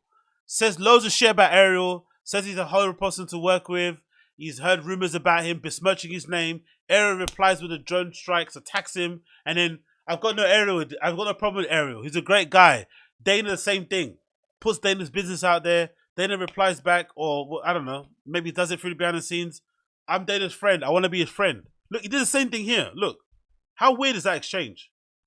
They're having this tense exchange. He says, teed off on you. It was at this moment that Nate hears that. Teed off on me. All right, cool. he knew. Nate replies back in the standard Nate way.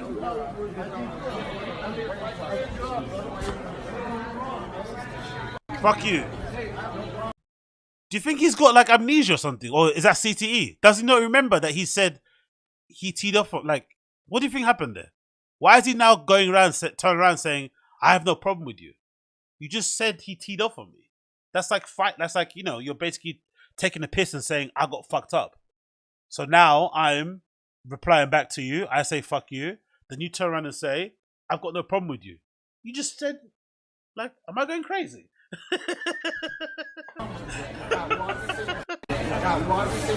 And again, I'll let you be the judge as to what was said. Who was in the wrong? The audio is quite rough, so it's hard to say the subtitles are perfectly accurate. Everybody keeps saying that you didn't tell the truth about your interaction with Nate Diaz because they're reading this transcript that somebody put up of the conversation you had with Nate Diaz, where you said, "I think you're off on this." That's exactly what I said. Because he goes, "You're wrong. You're wrong. You don't know boxing." And then I went, he won rounds, and we're going back and forth. Wow, man.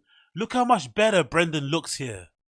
Yo, this should be a PSA, me, myself included. To be fair, you know, my issue is mostly fucking confectionaries, right? Processed food, like croissants and shit, cheese twists, you know, Popeyes, hot wings, you know, that's my main issue. I don't really have an issue with the booze as much, but still, you know, fast food and crappy food isn't good. But this should be a PSA to all of us. If we all drink, keep your drinking in moderation. Look at this guy, man. He legitimately was good looking. When someone says alcohol, like, no, when someone says like alcohol can really mess you up, because again, I'm naive and I'm a bit dumb. I guess because I've been more of like a party boy for most of my time. I haven't really drunk. I've only drunk to kind of get messed up. I've not really drunk for like enjoyment, if that makes sense. Like I don't really go to cocktail bars and stuff. I just buy booze to before I go to a nightclub or something. That's it. And obviously I only go to nightclubs on the weekend. But a lot of people would say to me all the time, alcohol is worse than drugs. I'd be like, how can alcohol be worse than drugs? Like drugs are really crazy and extreme. No, alcohol is worse. But now I'm believing it, especially with alcohol being readily available and whatnot, and people drinking all flipping year round. Look what's happened to Brendan. He only started drinking alcohol aggressively, like what, in the last 5 years or something? He's been a real alcoholic. Before that, he wasn't really. He just dibbled and dabbled. The last 5 years only, and his face is morphed. Now, don't get me wrong. There's some rumors on the Friday Kids subreddit that maybe he's got some plastic surgery done. He's got some fillers, Botox. I don't really know. But the way his face looks now compared to how he looked before is insane. Like, he looks legitimately handsome here. This is a handsome man. This is somebody that could steal your girl, steal your mom, steal your auntie, your grandma. Do you know what I mean? This is a handsome dude. But nowadays, like, he looks horrible. Like, no, no cap in that, no HOMO, but damn, dude, damn.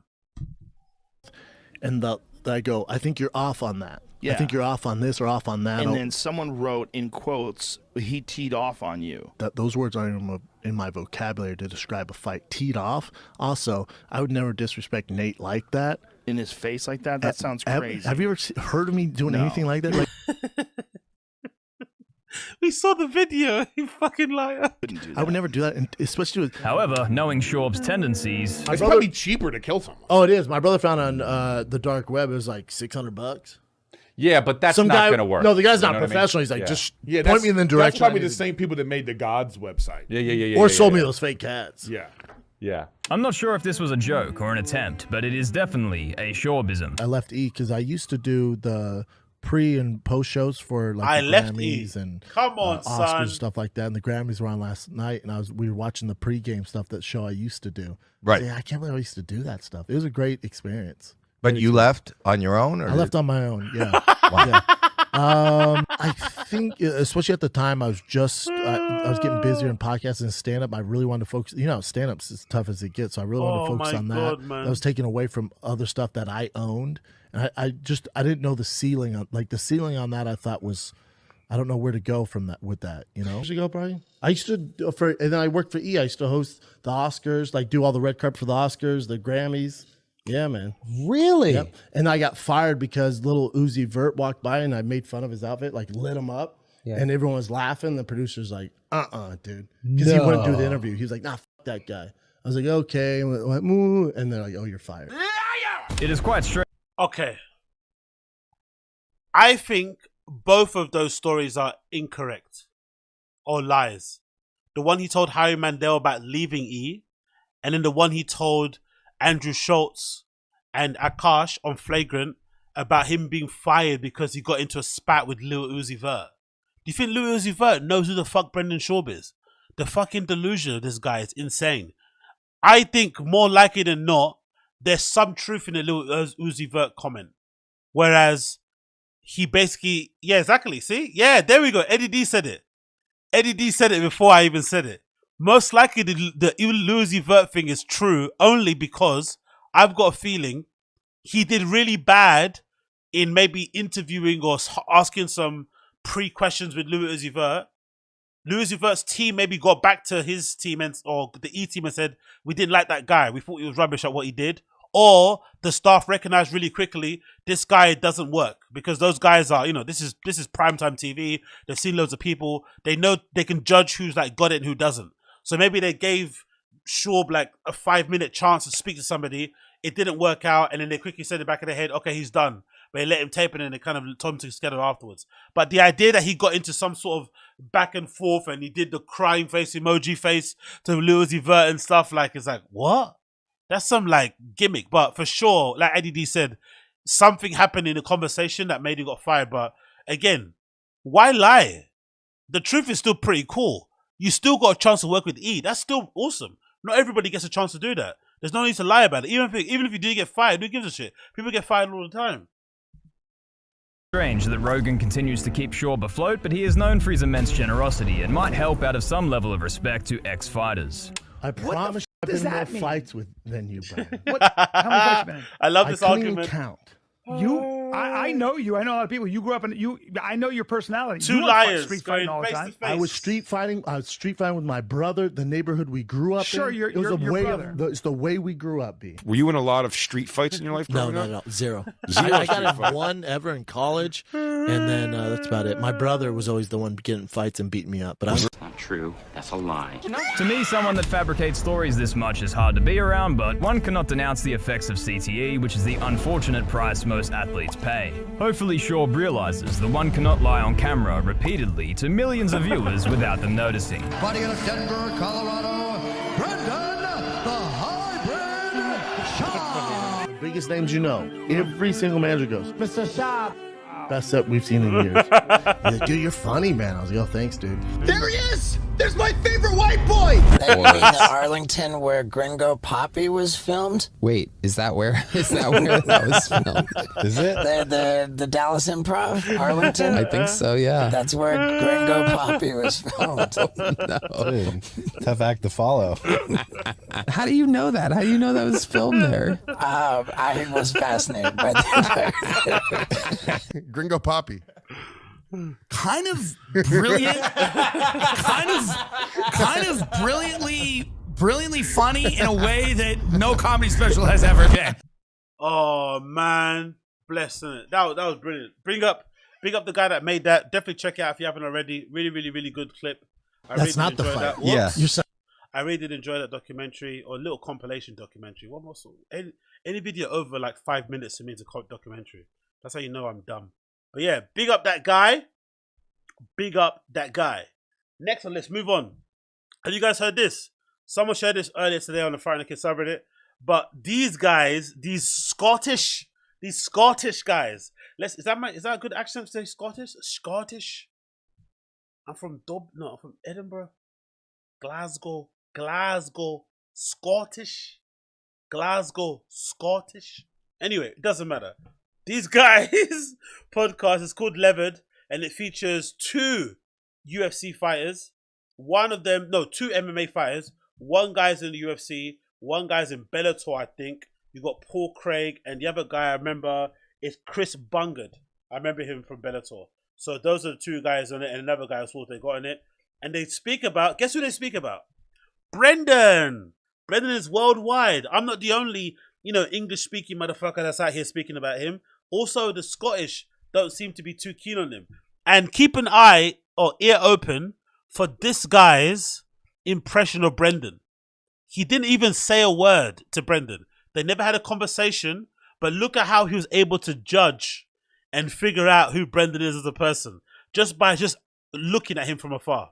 This is pretty interesting to see as a character study, like Brendan's ability to turn people off even without saying an actual word. Brilliant.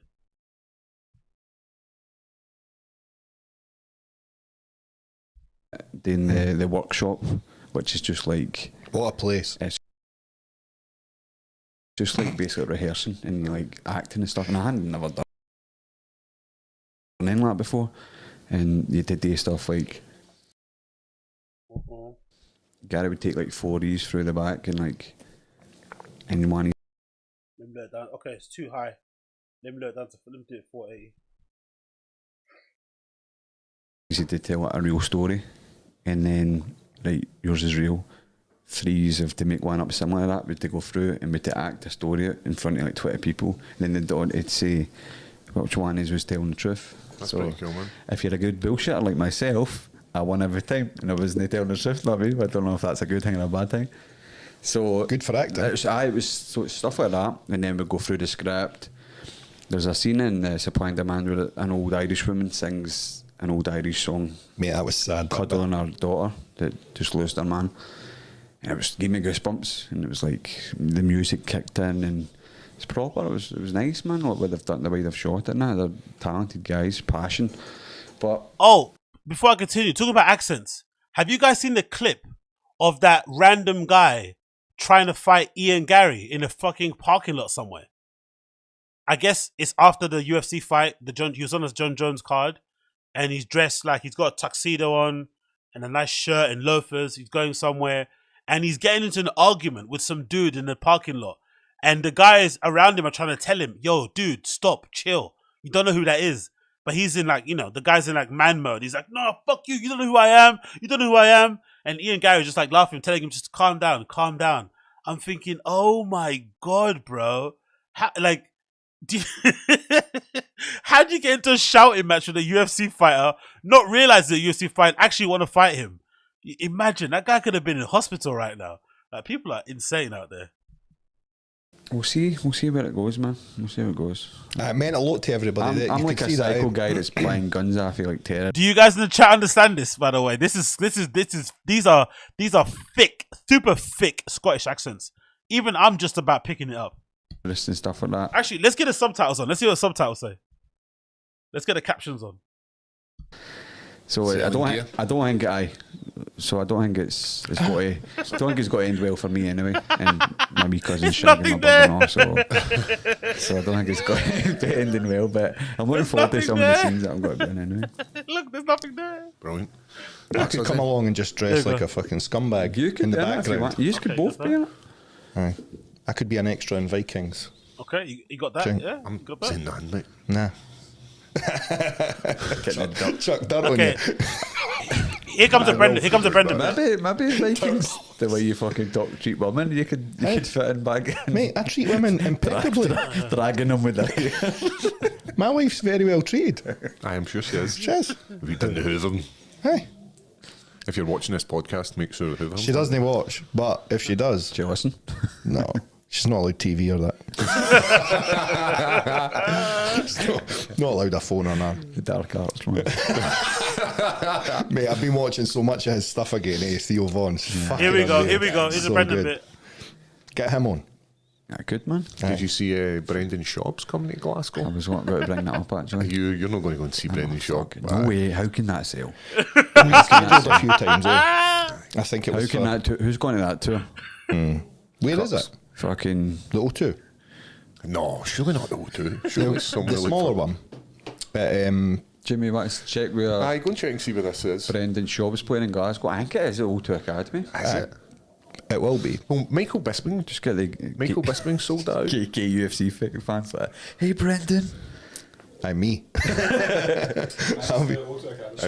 So I met Brendan Schaub one time. I've not been wrong yet. So here's the thing: see if he invites you. Do you go? No. Aye. That was quick. Is he going to invite you? Well, Michael Bisping invited me to his, but I like Michael Bisping and I went to his. That's a different kettle, man. So I met Brendan Schaub one time at the Comedy Store in Hollywood, at LA. As I was going inside, he came outside, right? There's obviously all the crowd waiting to go in. He's came out the door that the punters are going in, stood at the side of the road, pulled his phone out, looking about, just clearly kidding on he was on a phone just to be recognised. Right, and people were like, Brendan Schaub, and I was just like, he's a pie anyway. He kept turning around and like people were like, can I get a photo? Like, yeah, sure, man. And the phone was away. No, but it's not the phone anymore. Just phone was away, just to be recognised. And I was just like, nah, you're just a pie, man. He's a simp. Calling somebody a pie is amazing, isn't it? He's a pie. He's not funny at all, man. See the posts his missus? He put up a fucking picture of his wife in her fucking underwear on Valentine's Day and that. Wow. That bitch, mate. That's a bit weird. Very weird. Did they not fuck Bobby Lee's missus? Did he? The good looking one that does the podcast. I didn't imagine know Bobby fucking Lee's as missus well? to be a looker. To Ronda be honest. You don't think she's a looker? I don't know. That's what I'm saying. If I imagine it, I'm like, I don't care what she looks like. No, she's hot, man. Aye. They do the podcast together. Bobby Lee got the dough. Is that his mess? Is that his show? Aye. And he. So remember she was talking about pulling bugs out her ass and all that because she thinks she came from. I want to say a country's name, but maybe Uganda. Something like. That's kind of racist. Because she's not white, she's from Uganda. Imagine thinking Kalaila's from Uganda.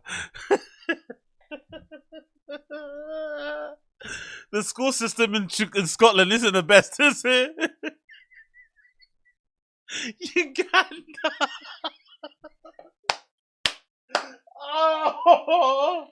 Oh, they called Brendan a pie.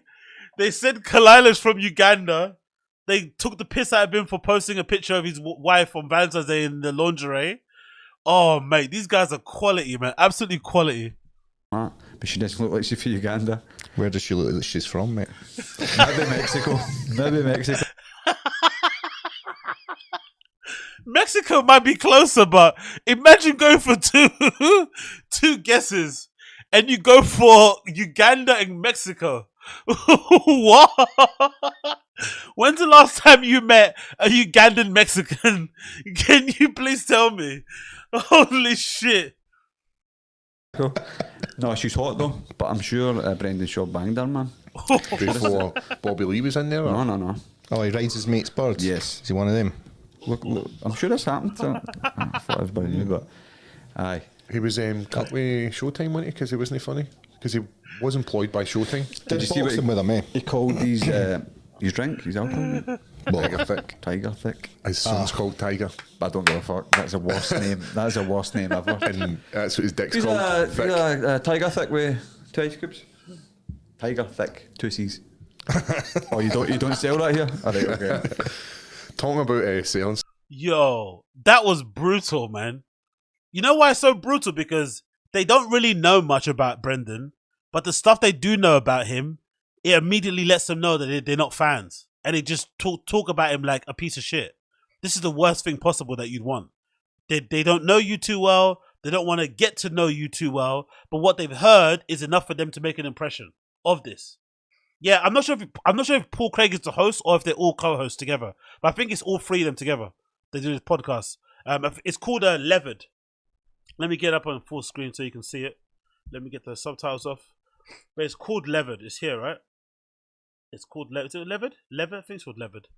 They probably added some more subscribers because everyone's, yeah, there we go. It's called Levered. Check it out if you haven't already. It's called Levered. See? It's cool. Hosted by Paul Craig, Chris Bungard, and Ross Cooper. But, yeah, man. The funny comment is what they made. They all know everything. So they made a comment about Showtime. He got fired from Showtime.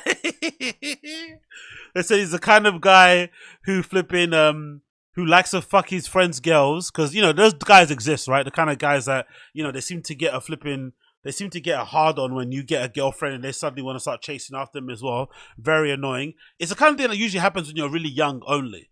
But some guys who are pieces of shit continue doing that sort of stuff in their adult years, which is really bizarre. But the comment I love the best was the comment they said about Brendan Schaub. What was it? What was it? Oh, about the Instagram thing. I forgot about that. I didn't see that. Let me see that. I don't think I talk about that. I spoke about it. It's on here. Let me see. But some comment about Brendan posting a picture of his missus during Valentine's Day in lingerie. Let me see if that's still there. Maybe he deleted it. But it was a while ago, right? Is it February 14th, right? Valentine's. Let's see if it's still there. It was some Valentine's Day post. And I want to just know from the crowd, from the chat, have you ever seen anything like that before? Like somebody, I know people do that if they've got girlfriends or boyfriends. Like they'll post a picture of them or with them together on their stories or on their posts saying, happy birthday, baby. Hope you have another good day. I love you, blah, blah, blah. But have you ever seen somebody posting a picture of their significant other in lingerie? Like, maybe if they're with them together, that's like a funny picture to take together in bed. But just like, yeah, that's the one. There we go. It's there. It's there still. Have you ever seen this before in your life? Someone tell me, have you ever seen this ever before? Like someone doing this as a way to kind of pay tribute. Like, what is this? What is this? Let's get this chat thing over here. Like, what's going on here? Not sure how I got so lucky, but I'll take it. Thanks, life. Thank you for being the rock of our amazing family. Me and the boys are so lucky. Happy Valentine's Day, boo. How much do you think she had to pay to get him to do that? Or what did he do wrong to make him have to do that? Like, what is that? What kind of girl? Like, of course she's fine. No one's saying she's not. But isn't that just a weird thing to do in general? I don't know. It kind of reminds me like, it's a weird example. It's a weird example. Let me see if you guys understand this example. It's kind of like, have you ever had friends that have boyfriends or girlfriends and they don't turn it down when you're in a room or when you go to their home?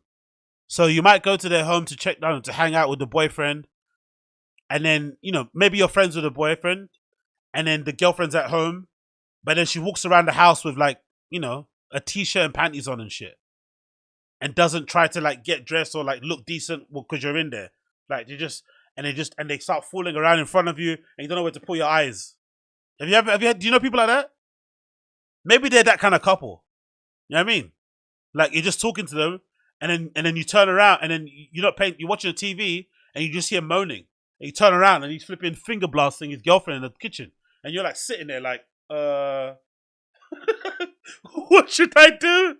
Do you know? Maybe that's how they are as people. They've got that kind of relationship. Because I don't see it any way, like, where, I don't know, posting a picture of your missus in lingerie as a Valentine's tribute is cute or, like, romantic. That's another thing too. Isn't Valentine's Day meant to be romantic? It's meant to be like chocolates, flowers. Obviously, some lingerie might be involved when you book a hotel room, but it's meant to be like, you know, hugs and kisses and, you know, walks and holding hands. What does this got to do with it? I don't know. But again, who am I to say? Big up Paul Craig regardless. They smashed it. Love it all. Big up Hands. Everyone coming in, joining in. Big up everybody in the chat. I do appreciate every single one of you. Let's continue going on with this stuff. Let's move on to this stuff.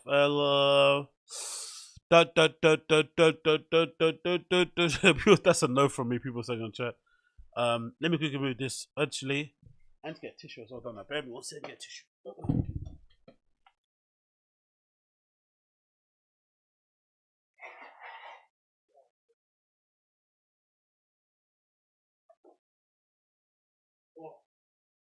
Okay, next thing. Let's talk about this. What do you guys think about this? Do you guys agree with this? Because I see a lot of people on the Your Mum's House subreddit also complaining. But I don't really have an issue with it. I guess I'm a bit of a bad person to get involved in this because I make YouTube videos and I do thumbnails. But do you guys agree with Ariel Helwani here? Ariel Helwani tweeted this earlier and said this. Silly question. Why does it seem like everybody on YouTube makes thumbnails with super shocked faces? Then there's nothing shocking in the video. Ever notice this? I feel like I see this everywhere now and it's kind of starting to annoy me. So what do you guys think? You know what you're talking about, right? That kind of face. And obviously the serial abuser of this at the moment is Your Mum's House, right? They're starting to do this recently.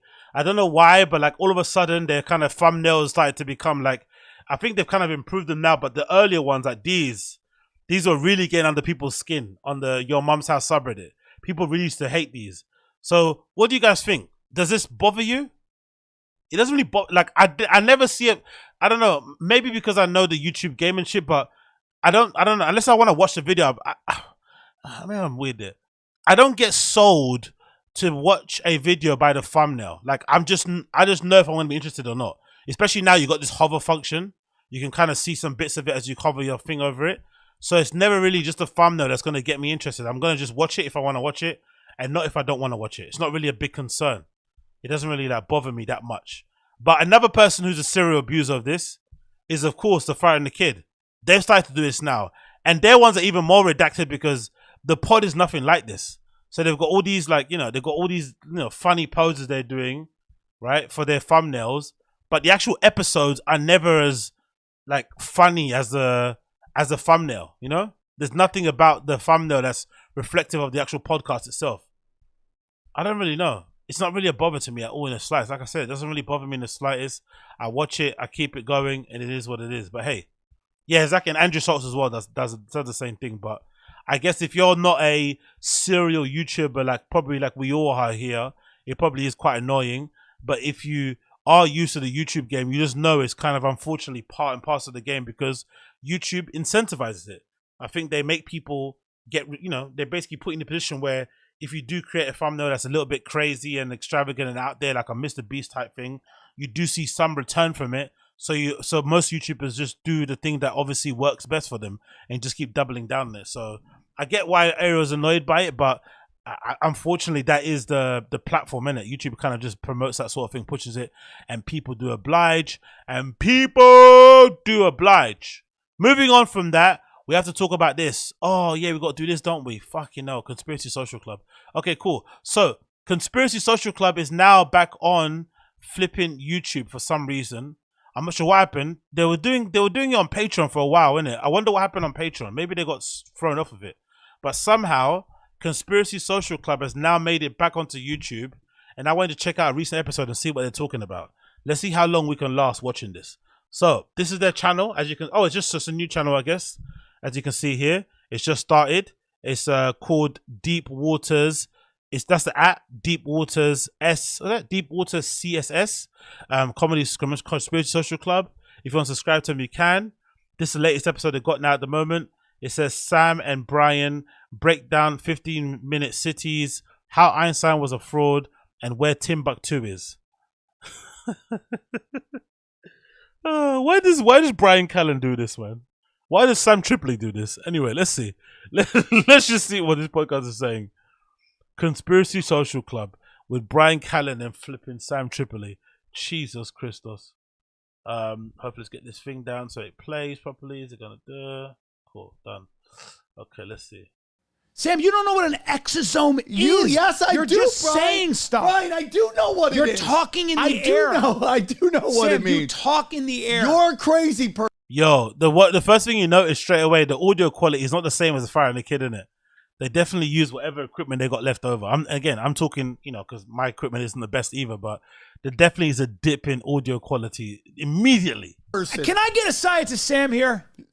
Hey. What's up?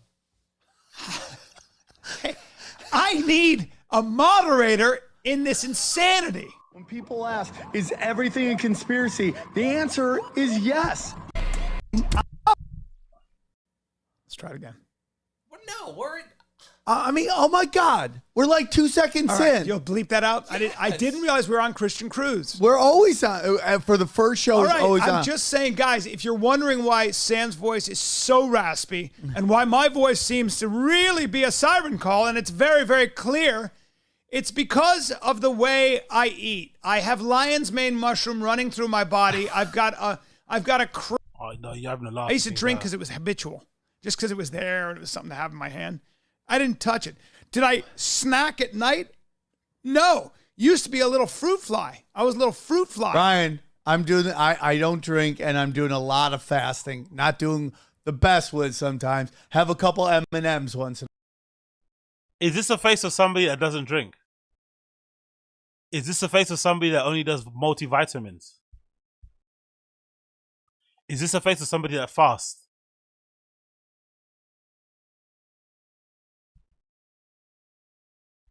You look good. I've been fasting. I had a couple squares of chocolate. And then I'm doing Krav Maga to learn kill with my hands. Yeah. And then jiu-jitsu, kill with my legs Can and I ask feet. you a question? As you're sitting there now, and we have a lot to do, but if I were to come at you right now in that situation, you look like you're vulnerable. So if I'm like, hey, bang! There we go. I saw it coming. That was crazy that you came inches from ruining my chance of having more kids. This is a horrible podcast, but isn't it funny or interesting how much more banter and fun Callen's having with Sam Tripoli v how he has it with Brendan? Or am I reading too much into this? He legitimately is like playing around, joking around, having a good time, you know? Don't you think so? Let me load the chat a little so you can see something of his face. Like, he's actually having a good time with the guy, as opposed to with Brendan. It's like, you know, always serious talk, culture war nonsense. Huh. Are you trying to have more 56. kids? Why? I'm young. I'm a young man. Does I'm a young dad. Kid Dynamite want more Callens? What do you think? No, she's just in it for my nether regions.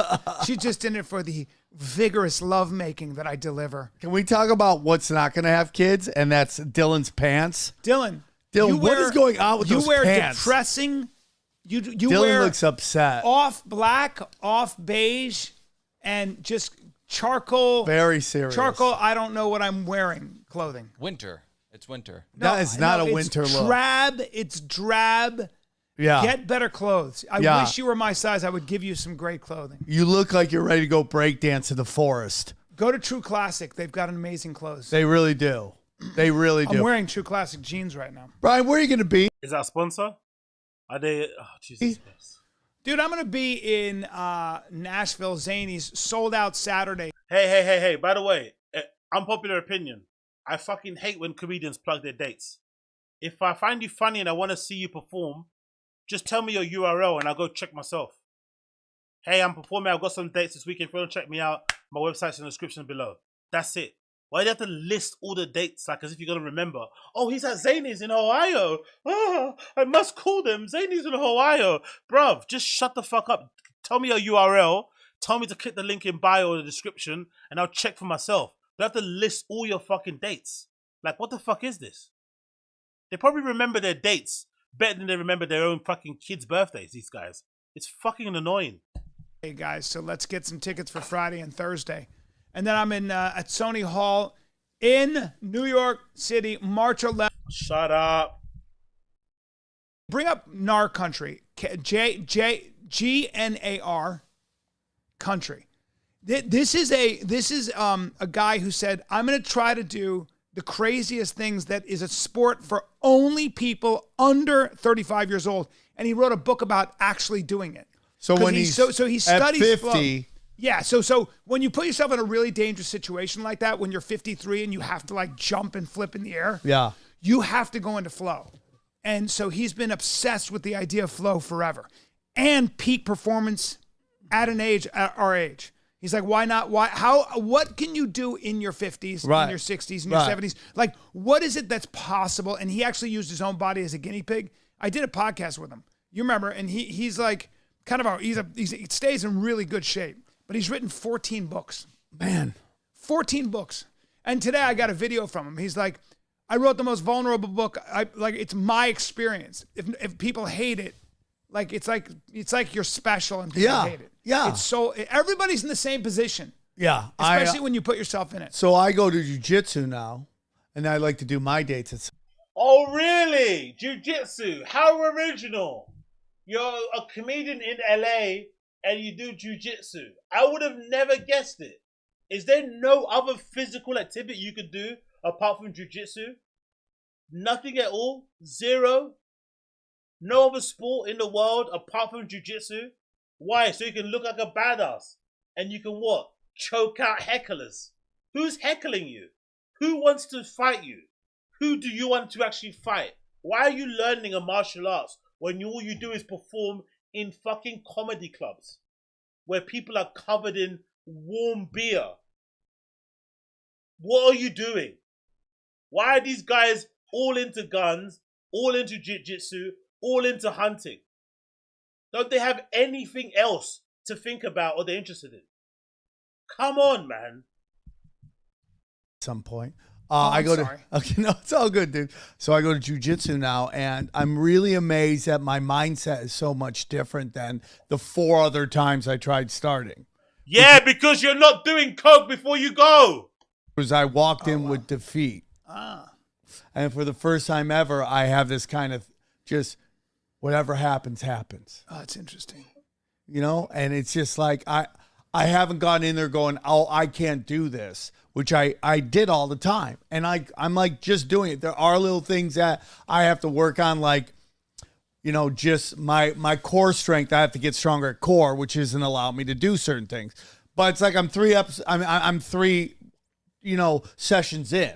Yeah. But I'm already doing little things that I couldn't believe that I'm doing. So you would walk in with the idea that I've already lost. Yep. Do you do that with everything in life? And No, not anymore. I do. I do that too sometimes. I don't now. Yeah. And I'll tell you why. Yeah, So tell real me quick, why. go to samtripoli.com. My dates. You get fucked if you go see that. You're kind of watching people play around in the pool of sin, but you're not in the pool. Yeah, I'm chill Bill now. I'm trying. You're in the shade right now with sunglasses and hats going. The "Look at problem kids is I'm play." bored. That's my problem. That's the only problem with not drinking, doing drugs.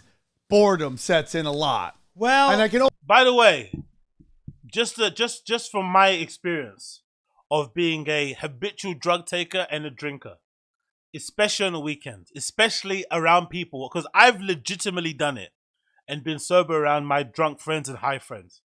Anybody that consistently keeps telling you that they're sober or that not they're sober. Anyone that keeps telling you that they're not drinking or doing anything is doing something.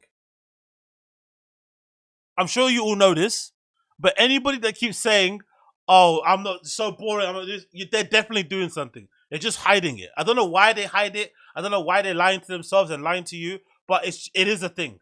It always happens. I only read so many books, and I'm reading a great book right now. What is The it? Power of Unwavering Focus. It is such a good book. Glass. They're all on Adderall 100%. I can tell because I am too. Exactly. Druggies recognize druggies. I've been there. So you can't fool me when you say, "Oh, I'm not on in it." What? Book. Really? Yeah, it's such a good book. It's so good. And it's easily digestible. So that's it. So let's get into some stuff because, this is a conspiracy debate show, even though the conspiracies tend to win all the time. I got a new T-shirt coming out today, and it goes, conspiracy theorists aren't wrong. Your algorithm's lying to you. That's the T-shirt. Wait, Exactly. Thank you, Chris Mack. See, druggies recognize druggies. I've been there too. Druggies, same thing. Chris Mack. I've been off of heroin and benzos for 3 years next week. Big up Chris Mack as well for that. Big up you. Can confirm he's probably lying if he keeps talking about it. Exactly. If you're really about it, you just do it. If you keep talking about it, you are clearly not doing it. And I don't know why.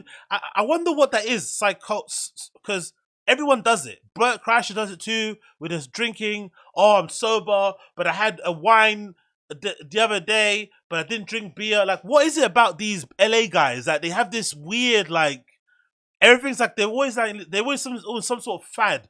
Brendan with his keto, with the carnivore, like it's always something. It's always something they're hip. Like, is it insecurities? I don't know what it is. It's just they're always on some weird things. Like, either be on something or be off of it. Like, it's not that big of a deal. Conspiracy theories aren't wrong. Aren't wrong. Your algorithm is lying to you. Yeah. It's too long. It might be too long. No, it's not too long. But how about this? You're not being lied to. No, Your I already algorithm- have another version coming out going, your algorithm's lying to you. So don't worry. Okay, That's okay. good. That's better. Yeah, I know what That's I'm better. doing. I sell a lot of shirts. Just have that one. No, I'll have both. And then let me pretend I came up with the idea and I'll sell it. No, you. But Brian, you're the algorithm that's lying. No. Sam, Yeah. I will say. Yeah. I will say. There we go. Let's get into some stuff. Let's get into where Sam was right about COVID. Well, first of all, but I always agreed with this. Oh, by the way, I got a new theory on Project Bluebeam that I have some women talking. Are we not allowed to talk about how it's the lab leak theory has now been Brian! accepted?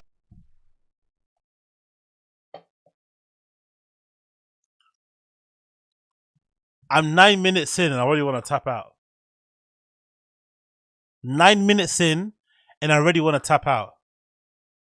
The last thing I want to do with my time is to listen to stand-up comedians, adult fucking entertainers, adult clowns pontificate about COVID. It doesn't even, you know what, the audio, it doesn't even sound like they're recording it through their mic. It sounds like it's coming through the camera. Did they forget to turn on the mixer or something? Like, this is horrendous. Say what you want about Brendan and his operation and Chin, but at least they have a good running thing going on there. Plug and play and just works. What is this nonsense, man? Been accepted by the Department of Energy. It's been accepted by the Department of Energy. It's cool. It's cool. Let's talk about COVID at rockfin.com. Yeah. It's unbelievable I can't talk about it still. Like, I'm just quoting the Department of Energy. I saw a woman defensively driving with a mask on today, okay? That makes me blood red mad. Yeah, it upsets me. It makes me blood red mad. Why would it upset you? Again, I know it's ridiculous to laugh at and whatnot, but why would it upset you if somebody's wearing a mask inside their own car? I know you can point and laugh at it, but why does it make you angry? These guys and the culture war nonsense and this COVID, it's just boring. We don't care, man. We don't care. We all lost 2.5 years of our bloody lives because of that bullshit virus. But we are where we are now. If people are still paranoid about it and are taking their precautions, what they want to do, let them do it, innit? Let them do it. If they're still watching their groceries, if they're wearing face shields, if it doesn't, impede on you, why do you care? These guys are so bizarre. Like, and also, you tell jokes on stage for a living. Regular people don't give a fuck about what you have to say about life. They just don't care. They listen to you for the jokes. They watch you do a little clown show on the stage, and then they go about their everyday lives. But they don't gonna, look to you for how they should go about navigating through life.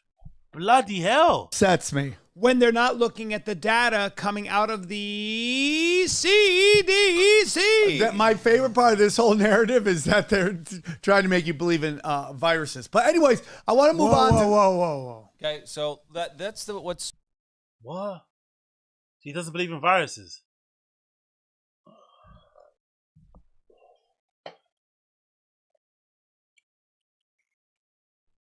So fun about the YouTube algorithm. We can go into terrain theory for a little bit if you want to go to viruses exist. Don't say they don't. Bryan, please stop. You're not a virologist. Please stop. You're not a virologist either. Thank you.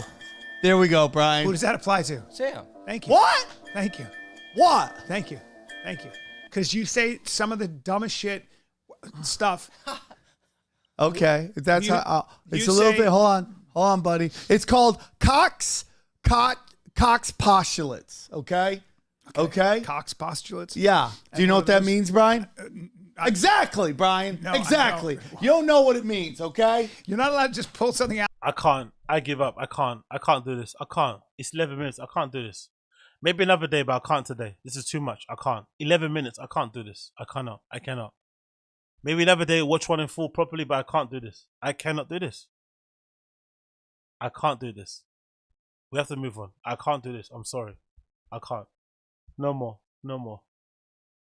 I can't have these guys, like one near 60, the other one, I don't know. I can't. I just can't do this. I can't do this. I can't. It's just too much. I can't. Let's just move on. Let's move on. Oh God Almighty. Let's go to our thick boy in residence, please. Come on, Brendan, save us. Save us, Brendan Schaub. Yeah, let's go to the thick boy, please. Let's get his update post Jon Jones fight and see what he thought about the fight and see what lies he makes up to make himself look like he predicted it well. Come on, Brendan, save us from this. Please, Brendan, save us. Come on. Entertain us. Okay, let's go here. Come on. Wait, everyone, second it loads. Okay, let's go. Schaub. 1 millisecond. Shit messed up his 1 clap. millisecond. First time ever. How long have you been doing this? 8 years? 7, 6, somewhere on there. 7? Yeah. So you messed up your clap first time ever? I just double check something. He's Oh, all. wait, give me a second. Boom. He's all. Yeah. He's all. You see the lie straight away. Brendan always overestimates stuff just to make it seem longer. Like, you've been with me for ages, haven't you been, Chin? 8 years. Nearly 10. Chin's like, no, 6, 7. That was brilliant. That's very on point. 1 millisecond. Shit messed up his 1 clap. millisecond. First time ever. How long have you been doing this? 8 years? 7, 6, somewhere on there. 7? Yeah. So you messed up your clap first time ever? I just 7 double years? check something. He's Oh, all. wait, give me a second. Boom. He's all. Yeah. He's all. I had to press record first. What's up, fam? It is Monday, March 6th. Oh, B-Day month for me and Casey over here. A couple Pisces bros and Mr. Theo Vaughn. A lot of Pisces bros going down in March. St. Patty's Day. Any guy that says B-Day month, open up your window, nearest one, and just walk out of it. Hey, you guys do anything for St. Patty's Day? Guinness? You should just be doing that for the hell of it. You don't need March for that. Jen, you do anything? Nothing. I don't care about that stuff. I mean, St. Patty's Day is 17th? I don't know. Is it? And our B-Day is the 18th? So it's like kind of overshadows our B-Day a little bit. Yep, yeah, everyone's 17. Like, you don't need to do anything for your B-Day. It's the 7th. It's that Friday. Ooh, St. Patty's Day on a Friday. We have some new thick boy St. Patty's Day's merch too. It's gonna be lit. Be lit, baby. On the 18th, you got a big fight card. You got Leon Edwards, Kamaru Usman. That's going down the O2 Arena over there across the pond. You have Justin Gaethje, Fiziev, ridiculous fight. Gunnar Nelson, Brian Barberina is a fun one. Vittori, Roman. They did Vittori dirty there, but shout out to Vittori. Our boy Jack Shore. I always said I feel sorry who has to fight him next coming off that loss, and my man Makwan Americani is about to get it. Huh? Muhammad's a fucking savage. I'm glad he's on there. On the prelims, how dare you? That kid's main event Muhammad. That's what they call him. Main event Muhammad. By they, I mean I just made that up. Okay, rest guard, you know. Casey O'Neill, she's a badass. Hell yeah. Jeffrey Maya. Herbert's a beast. Oh, that's Yo, the fucking energy in this podcast is just like fucking hell, brother. Yeah, he sounds like he's got a million marshmallows in his mouth, marbles, Maltesers, I don't know what else, Smarties, M&Ms, and the energy is so low. Like, why does he record this so early in the morning? I don't understand. Veronica Macedo, that's Dan Hardy's, I think, wife or fiance. Oh, really? Yeah. Oh, that's cool. Yeah, rest card, listen, it's not as good as this last Saturday's card, but still a quality card. We will definitely be doing some sort of special event, like a El Capitano fight companion for that. On my B-Day, what a nice way to spend a birthday. And it's in the middle of the afternoon, so you have at night to absolutely do nothing. That'd be cool. That will be cool. Yeah, you had a big fight over the weekend, kids. You had a Calabasas fight companion with Will Compton, Rampage Jackson. Unfortunately, our boy Jelly Roll got caught at the airport and doesn't have a license. So it's like, what can you do? I know. What can you do? You know? So it is what it is. I think he got stuck at the airport. It didn't have TSA. I think he filmed there too. He did film there. You know, Jelly's the man. He'll come back out. But it was super. Listen, I love Jelly. It would have been a fun show with Jelly, but man, Will Compton Rampage, that might be the funnest companion I've had in a hot second. Funnest companion I've had at Calabasas Fight Club. It was so much fun. I just don't get the premise of this Fight Club thing, because the whole reason why the Joe Rogan one was so good was because they were all friends and they all had such different personalities and they all really look forward to it too. You could see they clearly, like, because I'm sure most of you guys have the same thing. Sometimes I'll think, like, if there's a good fight card on, I'll be like checking around to see if there's a good bar and pub where I can go watch it. Then usually all the pubs or bars around my area that will show UFC would need you to pay or to book before or to, you know, have a certain minimum of drinks. It just becomes a hassle. There's not many bars, because I guess it's a pay-per-view event. There's not many bars that will let you just go and rock up and just buy a drink and just watch the flipping, you know, the fights. So after all that hassle, you're like, you know what, fuck this. I'm just going to watch it at home. So you end up just doing that. But I guess with those guys, with their fight companion, that was a one time they all got to kind of, you know, be happy and be elated that they got like a good plan to go hang out with their actual friends and go and watch some UFC, you know, make some cool content and whatnot and just shoot the shit. That's why it was special. But for this one, for whatever reason, he changes the cast every fight companion. Maybe because you can't get the same guys all the time. But because again, Rampage Jackson works. He's a bit, you know, he kind of gets at Brendan and, you know, he was taking a piss out of his name the other time. But clearly they have good chemistry. Why not just stick to Rampage Jackson? Maybe he can't guarantee this guy here, this Will guy, because I guess he's an NFL player, so maybe he might be busy. But if he works all the time, Rampage should be a kind of semi-permanent fixture on there. Then you get somebody else over to fill in the slots. But having 3 different people rotate every single fight card and then hoping you can have them connect on stage is not going to work. So on camera, not going to work. We already saw what happened with the Harry Mandel, Adam Ray, and Ryan Garcia one. All good names on their own regard, but they don't know each other.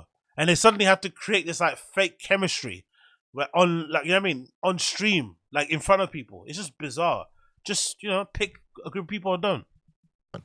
Will Compton absolutely kills me, man. And Rampage's crazy stories. Yeah, exactly. Exactly, Matt Guerra. Schwab?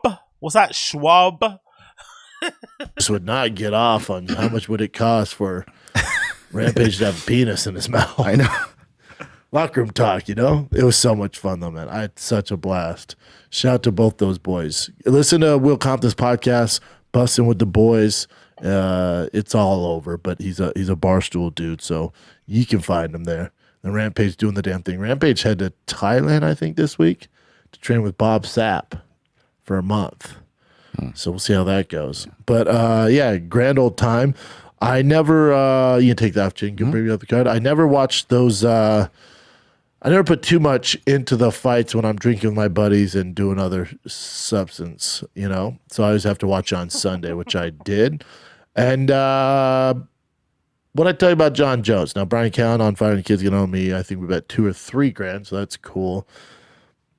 But Jones called it going. Of course he remembers of course he remembers the bets that he wins, but he never remembers the bets that he loses he has to pay. He never pays up. He looks like the kind of guy that doesn't pay up. He just always does like a double or nothing. No. Pay me for that bet you lost, please. I'm going to be disrespectful to Cyril Gahn, but he said that he's the most one-dimensional heavyweight on the roster, and he's completely correct saying that. I don't think that's any shade on Cyril Gahn, but when you look at his resume, and this was the argument I had for every single buddy that would argue that Jon Jones would be rusty or 3-year layoff, it's just like, yeah, but Cyril Gahn has had an ideal run getting to this point in his life, you know, and he's never fought a grappler. So we don't really know. And then we thought it was all smoke and mirrors when he goes, yeah, I don't really train outside of camp. And people are like, he's just full of shit. And he sees jiu-jitsu like, oh, he doesn't train outside of camp. You know, the fundamentals with the takedowns on the cage, and then as easy as it was for Jon Jones to not only take him down, get to mount, and then not protect your neck and get that submission. Yeah, it looked like the guy doesn't really know what he's doing down there. Don't you find it interesting how disparaging Brendan is of Cyril Gahn's lack of jiu-jitsu or whatnot, considering how average Brendan was despite allegedly being a black belt? Don't you find that interesting? I wonder what his beef, and he does this a lot. He would do this like kind of like he's trying to be like MMA journalist and be like, you know, be somewhat critical, but you do it from like a sporting point of view. But this kind of feels layered. It kind of feels a little bit personal. What did Cyril Gahn do to fucking Brendan Schaub? What did Cyril Gahn do to him? Maybe he rejected him for a Food Truck Diaries or something. Maybe he left a mean comment somewhere, or he double tapped a picture he didn't like. What is it? Why is Brendan so like, why is he being so, I wasn't mean about it, but what's this extra spice he's adding to Cyril? We all saw what happened. Cyril definitely got outclassed. We're not going to deny that. But Brendan's adding a little bit more extra spice to it. At all. I mean, I wouldn't even give him a blue belt, you know? Listen, that... How are you a black belt? Doesn't mean he's not a phenomenal fighter. That doesn't mean he's not one of the best heavyweights in the world. It just means if you have no grappling and you're facing one of the greatest to ever do it who's really good at grappling, you're kind of fucked. That's all this was. That's all I was saying. It's no shade on Cyril Gahn, you know? But for him that... Or maybe it's just his approach to try and get back in the headlines, because Brendan does this a lot. I think he uses the Schaub show because obviously MMA journalism is a bit, you know, all over the place, and anything semi-controversial by somebody who's got a bit of a name behind them, who's involved in the UFC, they would immediately clip it and change the words and make it clickbaity. So maybe he knows that game also to get more eyes on his show. So he just keeps on having these weird hot takes and interjecting a little bit of spice into his rants or into his commentary so that someone could pick it up. That's a tough matchup. And you could see his face. He's like, oh my God, Jesus Christ. You know? So yeah, I would exactly drinking with cats. He sucks. No shades on him. Exactly. sum up UFC 285 like this. There's a lot of questions that need to be answered that didn't get answered overall for the main card especially. So we'll kick it off with this with Bo Nickel, Jamie Pickett. You know, Bo, every single outing he's had has been a flawless home run victory, and there's literally nothing you can say besides the competition he's facing. But remember, he only has 3 fights, so he should be facing those guys. But he is mopping the floor with every single person he's in there with. For this fight, Jamie Pickett, you know, he is coming off a 2-fight losing skid. So Jamie Pickett's a good first fight for a guy of Bo Nickel's caliber with his experience, especially in the UFC on the big stage. His first UFC fight, he's on the main card, rightfully so. Definitely don't put that kid on the prelims, for God's sakes. But, you know, even though he didn't get touched, people say, oh, he hit the guy in the nuts. I'm not even bothered by that. That doesn't matter. The kid would have been choked out, maybe 30 seconds faster if he didn't kick him in the nuts. You know, that's just shit happens. It's also not the end of the world, so get over it. But it looked like Bo was kind of forcing the submission there, and this is how good Bo is. You're trying to critique him, and he didn't get hit once in the fight. Yo, my nigga, man. Like, why does he struggle to speak like this? Is this CTE? Is this just not coffee? Like, it's a fight. It's like he's fighting the English language. Like, God damn it, man. I know I speak fast and I can stumble over my words, but it's like his brain is like, it's like my computer. His brain is like my computer. There's too many tabs opened or something, you know? Like, like, do you know what I mean? There's too many tabs open. He's running iMovie. He's got Photoshop open. He's got VLC. He's got a torrent in the background. It's like, God damn, man. Like, get your shit out. Like, and the thing that's really funny about this is, like, think about it. This is his like field of expertise. UFC, mixed martial arts. This is his field of expertise. He should be like, do you know what I mean? Just, yeah, and I saw this, I saw that. Oh, actually, did you notice when Bo Nickel was like this, and he did this, and he did that? Like, he should be like just firing. Like how Ariel Helwani is. Ariel Helwani, balls deep in his stuff, firing. Luke Thomas, firing. BC, firing. Like this, even Chael Sonnen on his own doing monologues. Chael Sonnen doing monologues, sitting back with his legs crossed, firing. This guy, and then Bo, it wouldn't matter. Bo Nickel, why hope? It's like, come on, Brendan, get out. So there's still some questions to be answered there. For Bo Nickel, nothing changes for him. Nothing changes for him. They still have to have him on this aggressive path to get to a contender. So I don't think they're going to give him another guy of Jamie Pickett's caliber. They're going to give him his next fight's going to be a guy on a winning streak, I would assume. Because, you know, Bo Nickel at this point, there have been no... Hold on. Nothing changes, but they keep on it. Hold on. There's more questions to be asked, but nothing changes. They're going to give him a fight with somebody that's won. What? Huh? What are you trying to say here? This is what he probably does. He probably listens to 3 podcasts and then he tries to like surmise the 3 podcasts he listens to, points of view, and then tries to round it up in his own way. Yeah, you know, he's the kind of guy. He's the kind of guy that would, you know, the kind of guy in school that would like try to take your homework to copy it because they didn't do the homework. But instead of just writing the answers in his own words, he just copies what you says. But because he's redacted, he copies it and does it wrong. Then he gets a mark that's lower than yours and he gets angry at you. And you're like, bruh, first of all, you're meant to write it in your own words. Second of all, it's not my fault that you just missed out words. You know what I mean? Like, I rip mine the way I rip mine. It is what it is. Chinks in his armor, besides, I guess, forcing that head arm choke, you know. Could have stepped off to side control. You know, there's not a lot to hate on the guy for. So they do need to keep him on the current path they have him on, but he would need to fight a guy not ranked, you know, but I do think you beat ranked guys, but not yet. You know, it's a marathon, not a sprint. So he needs to fight someone that's winning, but not ranked.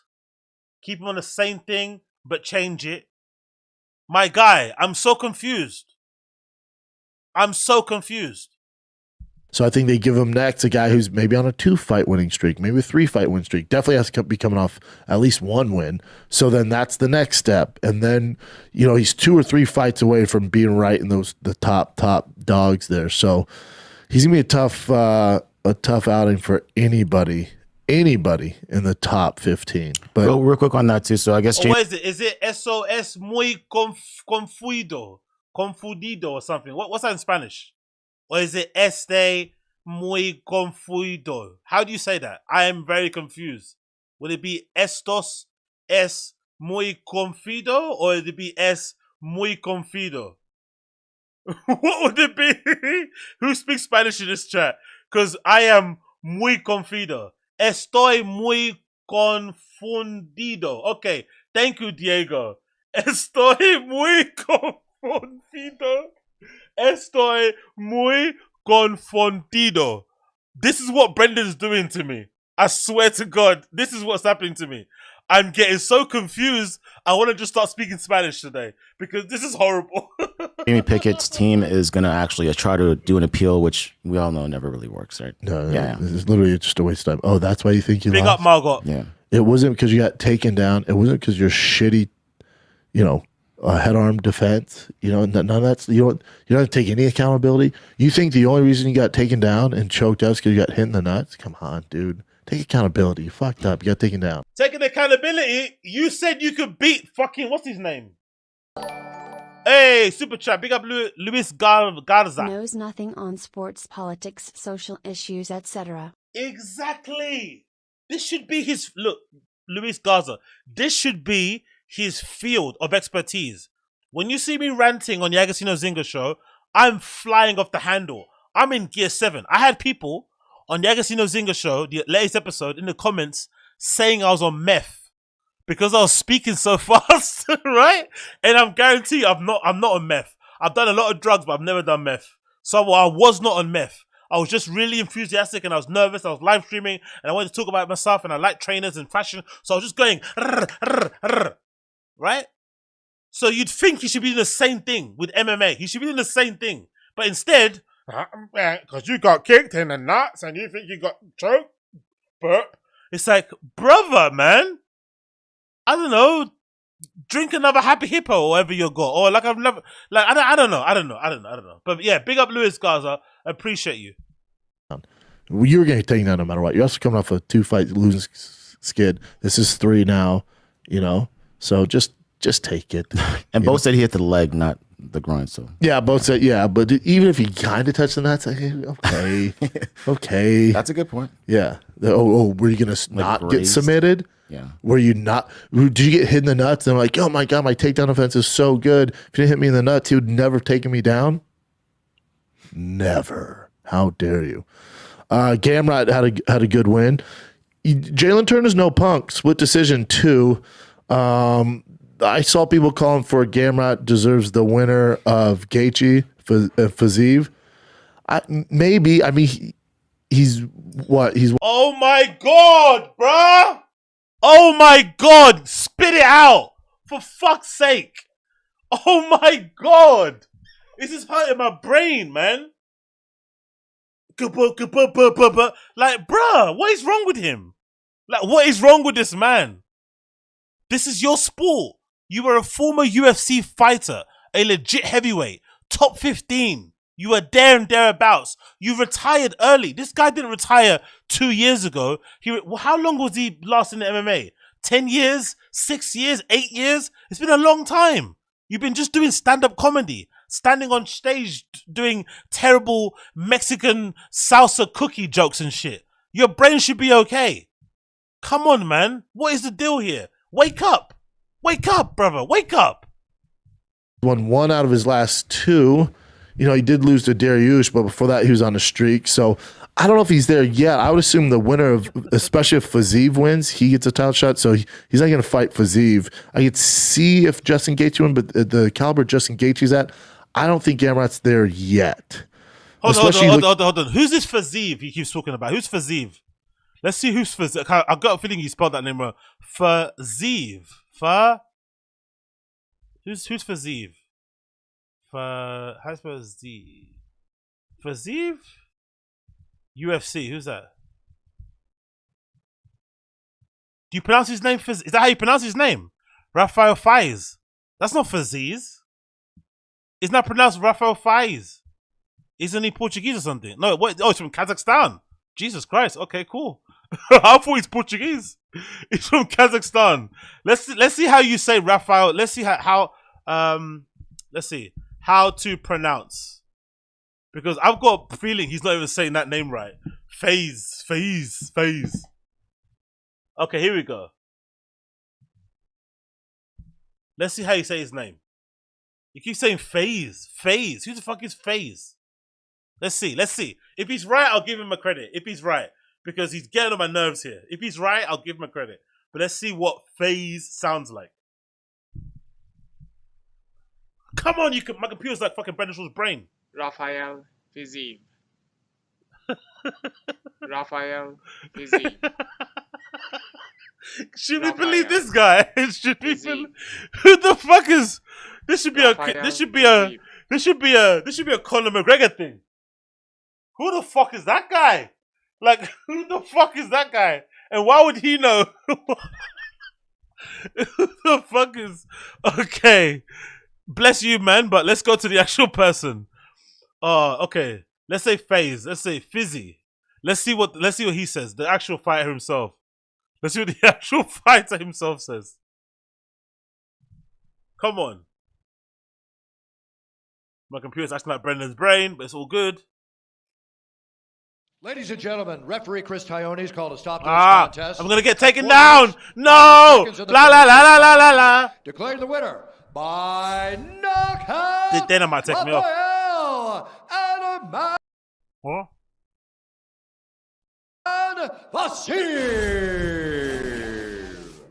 So I'm here with the winner, the great Buffer calls him Faziz. Rafael Fiziev. Faziv. Congratulations, sir, on a spectacular So they call him performance Faziv. against a really talented guy in Hanata. Stop! Fucking hell. Faziv. Okay, Faziv. Let's go back to the show. Where is he? What's he call him? He gets a title shot, so he's not going to fight Fiziev. I could see. Okay, fuck it. He got it right. Fucking hell, Brendan. Well done. Good for you. You got it right. If Justin Gaethje wins, but the caliber Justin Gaethje's at, I don't think Gamrot's there yet. Especially look at his build-up in order to get to Jalen Turner. You know, he had a 1, 2, 3, 4 fight win streak, but it wasn't, Scott Holtzman, Jeremy Stevens, Carlos Vieira. That was a good win. Yeah, Sarukin's a great win. And then he lost to Dariush. Be tough to toss him in there with a big name like Gaethje right now. And if Fiziev wins, he's definitely not getting Fiziev. Fiziev fighting for a title if he wins. That's where Fiziev's at. But yeah, he looked phenomenal. But Jalen Turner's a tough outing for him. Let's take a little break from chatting all about UFC 285. The GOAT is back. Oklahoma City, Bricktown Comedy Club this Thursday, Friday, Saturday, March 9th through the 11th. It's going down in Oklahoma City, Bricktown Comedy Club. Get you some. Do you really have to plug your fucking comedy dates when you're doing an MMA show? Really? You're on fucking fight like. Oh, God almighty. These guys and these plugging of dates, man. I want to know how many tickets they actually sell by doing these little. And I'm going to be at a Funny Bone at Jan 17th, and then the Ohio Comedy Haha in 27th of April. Then I'm going to be in Hurler. I want to know how many tickets they actually sell doing that shit. I bet you it's not a lot. I'm going to be at the Zulu German Fire Funny Bone. I'm going to be at a Comedy Bar, and in the Los Angeles Shit in the Creek in New York, and then the whatever else. Like, who the fuck buys tickets like that? Because you're just ranting. Like, what? Tacoma, Washington is March 23rd through the 25th. Get your tickets right now at thickboy.com or fatkz.com. Oklahoma City, I will see you this freaking weekend. One thing I'll tell you about Oklahoma City, when you see me on stage, your boy will be on that kratom. That's right. It's the only. So his dates get the priority in front of the sponsor that's helping to keep the lights on. So selling tickets is more important than fulfilling your Happy Hippo fucking promotion deal. And what is this meant to be? That's meant to be that's. And why did you pronounce it kratom when it's pronounced kratom? Let's see. Oklahoma City, when you see me on stage, your boy will be on that kratom. That's right. It's the only product I take to get myself ready to go. I'm sorry, but if kratom makes me rub my leg like this, I don't want it. Z.com, Oklahoma City, I will see you this freaking weekend. One thing I'll tell you about Oklahoma City, when you see me on stage, your boy will be on that kratom. That's right. It's the only product I take to get myself ready to go. It's my... It's the Addies, and the Dig Juice, and the coffee, and the nicotine patches, and the whiskey, and whatever else. Don't you find it interesting that these guys, right, who are all like, oh, I'm on the grind, I'm a beast, I do this, I do that, I take this, cold plunge, all this sort of stuff. They never just talk about just, I don't know, sleeping for 8 hours, waking up early, having a coffee, maybe washing, I don't know, rinsing yourself for 5 minutes in the bath or in a shower with cold water for a bit, going on a walk, going on a run.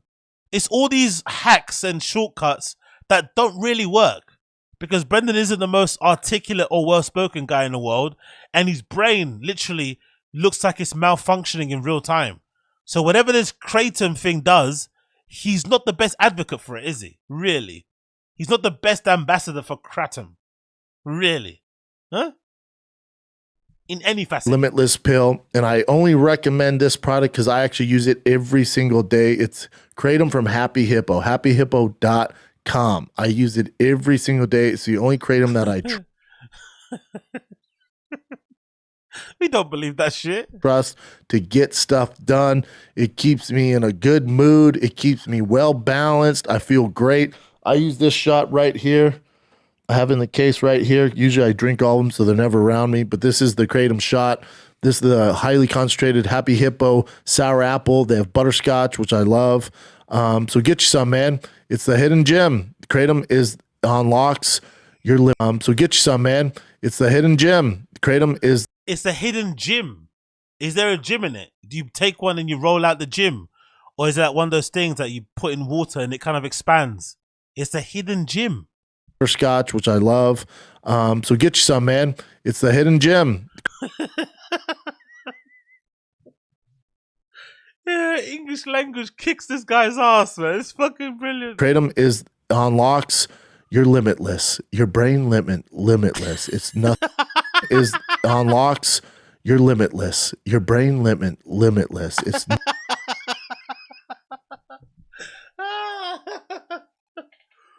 The funny thing is that Bradley Cooper movie with Limitless, right? The guy, if I'm not mistaken, is like a struggling writer. He's struggling to finish his manuscript for his novel or something. And then he takes his pill that basically activates whatever was already inside him. It's like whatever dormant intelligence or ability that you weren't really reaching your full potential. You just unlock. I think the idea behind it is like that whole, adage people have that you only use 5% of your brain. So Limitless pill is meant to kind of unlock the 95 left. But if you don't have anything to unlock, it's not going to unlock anything, right? That should be the common adage of it. That's why the guy in the movie, Bradley Cooper's character, he then suddenly starts running a lot. He fixes up his apartment. He starts making money. He looks amazing. He's learning languages. It's because of all these things he always wanted to do, but he was too lazy to do them before or not driven enough. There's no point of giving a Limitless pill or a Limitless kratom to Brendan if he can't even remember fighters' names. He's struggling to remember fight cards. He doesn't know what happened in fights, and just generally is a bit like all over the place. It doesn't really do anything, really, does it? What does it do? Like, even if it did work, like, what would it do? Honestly, Happy Hippo. Oh. Nothing better. HappyHippo.com. Promo code is THICK23. That's THICCC 23 for the best kratom on planet Earth. You can try it in pill form, gummy form. The shots that I take, they got powder, they got it all. So everyone get your kratom, get it from Happy Hippo. It's happyhippo.com. Promo code is THICK23. You can share that, use as many times as you want for life, right? That's happyhippo.com. Promo code THICK23. This episode of UFC 285. No ways he's shilling on it. No ways he's shilling on it. Did he just say earlier, it's Hippie Hippo is the only thing that works for him? Did he say it's the only thing that works? Now suddenly he's got on it. So what? You take on it, you take Happy Hippo, Happy Hippo, nicotine pouches, whiskey, coffee, what else? Rain energy drinks, bruh, and he still looks like he was out for 1 million hours. Of the Schaub Show is brought to you by the one, the only, On It. On It supplements, nutrition, fitness, apparel, they got it all. If you've never heard of On It, you're living under a rock. It's the only supplement I can trust. You'll see a lot of guys in the NFL get busted. UFC get busted for tainted supplements. If they're using On It, you wouldn't have to worry about any of that stuff because they're a company you can freaking rely on and trust. What they say is in the bottle is actually in the bottle. No funny games are being played when you use On It supplements. Whether it's the New Mood, Total Gut Health, they got freaking Shroom Tech, they got protein powders, creatine, they got all sorts of keto things, and then their Alpha Brain, the number one nootropic on the planet. They've sold over 1 million bottles of the regular Alpha Brain. If you've never tried a nootropic, start with Alpha Brain. But if you're crazy like me and need a little extra in the tank, get that Alpha Brain Black Label. It's the highly concentrated for the real do-gooders out there. If you're trying to get things done, Alpha Brain Black Label, I can't recommend enough. They have Alpha Brain Instant. You just put it in a little 8 ounce. Have you noticed how much better he was at doing the On It ad read than the Happy Hippo? Huh? Didn't you notice how much better he was at doing the Happy Hippo ad read than the On It ad read? And the irony is, I bet you any money, Happy Hippo probably pays more than On It. But because On It is Daddy Rogan's company, he knows that shit by the book. He's probably on the shitter, on the toilet, on his phone, reading that copy, double checking it. But Happy Hippo, limitless pill, it's like strawberry and berry and it's my limitless gym. It's a unlockable gym. But On It, look at him. On It, it's a this, it's that, it's certified, it's this, the Black Label. He's firing on all cylinders. Ounces of water and it's instantly ready to go. The Alpha Brain Focus Shot, it's going to get you speaking like Jeff Bezos. You start making business plans with your buddies you never even thought were possible. That's Alpha Brain Black Label, and save 10% off the Black Label, regular Alpha Brain, Instant Alpha Brain Focus Shot, all the protein powders, streaming fitness, apparel, fitness gear from their on-demand workouts to their streaming home fitness programs. Too many ads. Come on, enough. Fuck this. Thought we needed 1 or 2 warm-ups to get to a title shot, but we're ready to go right now. God, I completely disagree. I think Jeff Neal came in with a great game plan. He did hurt Shavkat in some instances there, had some success in certain areas. This wasn't like a landslide. He was in a fucking fight, man. And now he did what Shavkat does and gets the finish and got it done by any means necessary, and he's a complete savage. He proved that. But there's some question marks there where you're just like, all right, Jeff Neal is ranked number 7. Now, do we think Shavkat should go from number 7 up to, he's talking about a title shot? That's not happening. That's just unrealistic, especially at 170. That division's stacked. But even for Shavkat to beat Jeff Neal, was it that impressive where he should get a Colby Covington? Was it that impressive where he should beat a fucking Belal Muhammad? I don't think he should beat a fucking Belal Muhammad. Was it that impressive where he should beat a fucking Belal Muhammad? I don't think so. Now, if he's feeling super froggy, if he's feeling the froggy, I got a guy who's looking for a fight, just spitballing ideas here. And he's not a title holder, but he'll be your Huckleberry. He's from Chechnya. We call him Zad Daddy. Hamzat. Now, that's if Hamzat wants to fight at 70. I think his days of fighting at 70 are over. I think even the UFC is a little skeptical on it, you know? So I think his days are at 85 and eventually 205. I think 70's done for him. But who knows? Who knows what his team's thinking? But I think it's too tough of a cut. But gun to the head, Chin.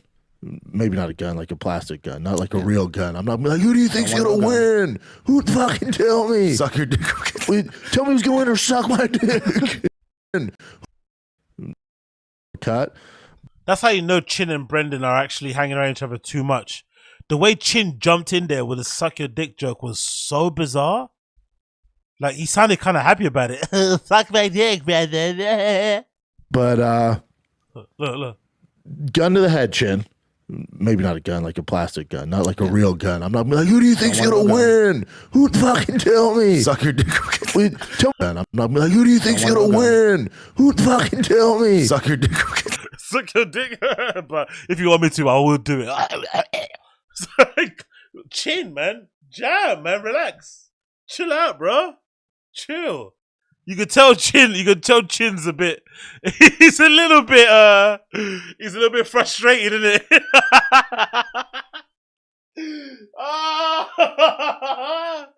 Chin needs a release. Chin needs a release. That came from the soul. Yeah, I could just suck your dick in it. What? Whoa. I'm a married man, Chin. I'm a married man. Like a real gun. I'm not like, who do you think's gonna win? Who fucking tell me? Suck your dick. Wait, tell me who's gonna win or suck my dick. And Brendan, yeah, suck my dick. Will Compton stuff, man. Y'all, wait, funny. what? Suck my dick, I'll fix your neck. Huh? Why is there gonna be a gun to my head, dude?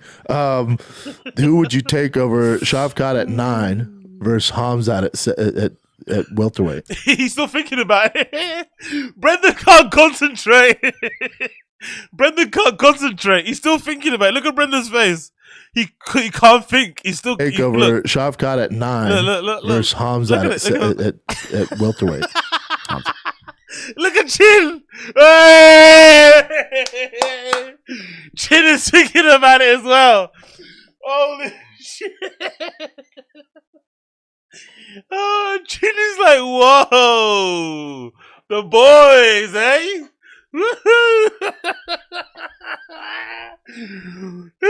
Brendan's stuttering, bro. I don't even think the Mexican could do this to Brendan. Brendan hasn't stuttered at this in ages. Wait, tell me who's going to win or suck my dick. Will Compton stuff, man. Y'all, wait, what? Why is there gonna be a gun to my head, dude? Who would you take over Shavkat at 9 versus Hamzat at welterweight? Hamzat, baby. Just a tip.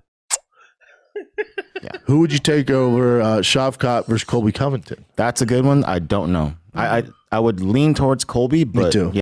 I'd lean on your D. Whoa. Yeah, but I think it's more 50-50. You know why? This is back to my whole point of this entire UFC 285 card. You need some questions answered. There's some questions about Shavkat where 17-0, fucking, all finishes, savage. Yeah. But it would say finishes again. 17-0, fucking, all finishes, savage. Yeah. Oh my God, brother. How do you say finishes like that? Have you ever heard anyone say finishes the way Brendan says finishes? Listen to that. 17-0, fucking, all finishes, savage. Finishes? What's a finish? ¿Qué es finishes? ¿Cómo se dice finishes? Finish. Yeah. But it wasn't that he didn't dominate the number 7 guy in the world that's deserving to say right now. Like, you're telling me he smokes Wonderboy Thompson? That's a good fight for him. You think he beats Wonderboy? I'm not confident. He might be a slight favorite in that, but Wonderboy's been doing the damn thing. You're telling me Shavkat beats Gilbert Burns? No. It's a tough fight for him. Muhammad, I'll take Muhammad over him. Me too. Hamzat, don't get me started. I think he beats everybody on the planet. And then Colby Covington's a tough one. Kamaru and Leon Edwards. Phenomenal talent. I do think eventually he's going to be champ, but I think it's insane for him to go from, he was ranked, what, number 10? Now he's ranked, did they change the ratings already? Tomorrow. The rankings? So he'll probably jump up, he'll be 7. There's no way you're going to put him over Wonderboy. So he'll be 7. It'd be tough. Look at that lineup. So Wonderboy's doing the damn thing. Gilbert Burns has a huge fight against Masvidal. Muhammad is more deserving than anybody that we've mentioned on here. Hamza's just looming in the fucking shadows, waiting to eat somebody's dick off. Colby Covington's due. Yay, more dick jokes. Woohoo! Someone's hard. They're saying they're trying to give him fights, but it's not working out. Kamaru Usman, Leon Edwards. So once March 18th passes by, there's going to be a little more clarity. But you cannot tell me, and this is no shade on Schaub. He's such a savage. There's so much potential there. He has all the writings on the wall to be your future champ. I'm just saying, I have some questions right now against Jeff Neal. It wasn't that easy of an outing. And that's, Jeff Neal's a beast. He's number 7 for a fucking reason. But I'm just saying, once you dip your toe in those top 5, top 6, show me the fight he'd be favored in. Maybe Wonderboy's favored, but that's a tough outing for him. Gilbert Burns, probably not favored. Muhammad, not favored. Hamza, get on my fucking face. Colby Covington, not favored. Kamaru Usman, not favored. Maybe Leon Edwards, he would be favored? Because of the ground game. I don't know. Yeah. So all I'm saying, I got some questions. That's it. No shade on him. I'm a huge fan. Such a savage. He finds a way to win. Yep. And then again, more questions. So you got Alexa Grasso, Valentina Shevchenko. So boring. Okay, let's move on to this one. Let's move. Oh, God almighty, mate. The passion that this guy has for his job is nearly unparalleled. Nearly unparalleled. Oh, God. Exactly, Koila. The image of Chin with... Oh, shit. That's what we got to watch. Should we watch that instead? Let's watch that. Someone suggested I watch Chin with Little Brows. They went to some concert. Chin, Little Brows. It's a vlog. What was it? They said they went to some concert or something. Someone said I should watch that. I don't know if it's old or new.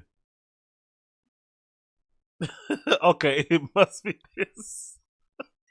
It must be this. Oh, this is gonna be terrible. It must be this. It must be this, right? Let's watch this. Okay, fuck it, let's watch this. New vlog. Me and Little Brows headline our first show. Okay, let's do this.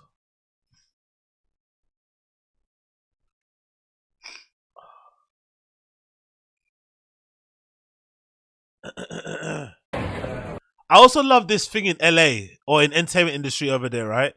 Where they like use big terms to just describe the most minor thing. So headlining, like, what does that actually mean over there? If you're the only person performing, or you're the, I don't know, the one that's got the most clout, that doesn't really mean you're headlining, really, innit? It just means you're the most well-known of the list on there, but you're not really known. You know what I mean? In terms of singing, you're known because you're the producer of The Fighter and the Kid, and The Fighter and the Kid's got a brand name, but no one knows, no one's like banging Chin in their fucking Serato or their Spotify or Little Brows and shit. But it's the same way comedians do, oh, I'm going on tour, when they're just going and playing somewhere else that isn't home for the weekend. But it's like the same club for 2 nights. That's not a tour. You're going to one location. That isn't a tour going to like more than 2 or more than 3. It's like, huh? Anyway, continue. Let's just go. On the way to Ohio now. The tour starts now. And of course, we got to celebrate with a nice strong beer in the AM. Yeah, it's like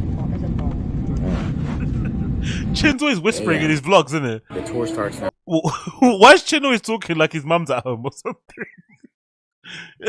Come on, Chin, man. Speak up, brother. Speak up! And of course, we got to celebrate with a nice strong beer in the AM. Yeah, it's like yes, oh, confirm his reservation. Koila, nice strong beer. Beer, boys. Hold on, let me get this chat reloaded. I don't think the chat's loading up again. Oh man, this is gonna be quality. Whoever suggested this to me in the chat, or I think in the comments, I owe you one. Thank you so much, because I had to reduce myself from that fucking Schaub show shit. Jobo's watching a Korean drama whilst balancing her iPad on her knees. Oh, so Jobo was the girlfriend that ran away, right? She's the one that ran away at night. And then he turned all these rooms into like studios and bought like 4 microphones. 4 like of the best ones, right? The SMB7s, like the top Spotify, the top podcast ones, sorry. They're like 400 quid each.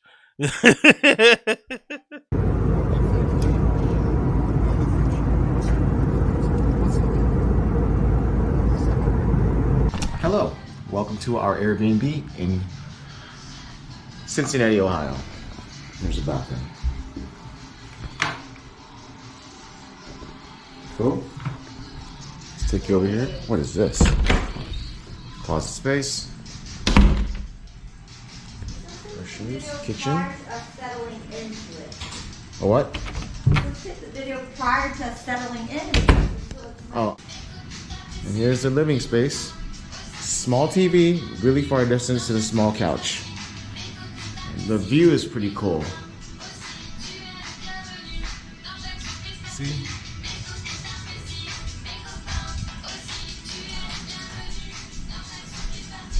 And no walls, no doors. I mean, no walls, no doors to the bedroom. Big closet. Here's a bed.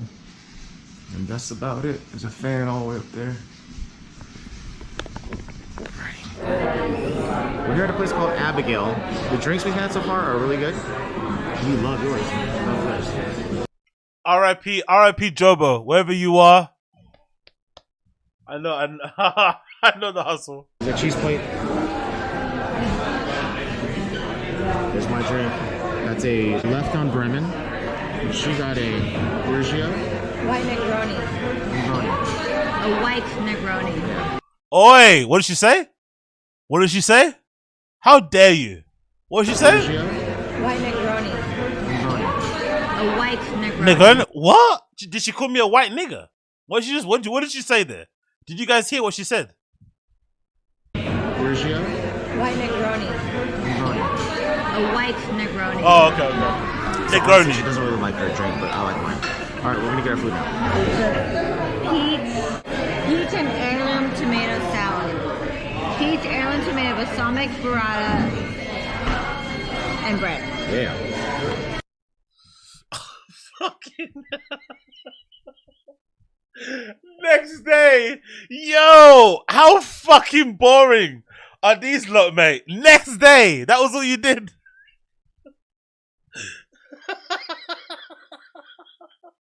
Next day. Yo, these are so boring. Holy shit. Next day. Is it going to be the same thing again the next day? It's going to be the room, a bar, food. A room, a bar, food. A room, a bar, food. Next day. Oh shit. At least show us an e-scooter, you in the park playing around, maybe, you know, dancing with some street performer, playing about with someone's dog, tease. I don't know. Come on, man. Come on. Vlog it up. Vlog it up. We did this food tour called Riverside Food Tours. Amazing. No offense, but this is the most Asian vacation with a partner I've ever seen in my life. Like, everything is going to be food. Everything. Yummy? Yeah. Well, I just washed my hands with soap, so it tastes kind of like my hands smell. It was a 3-hour walk.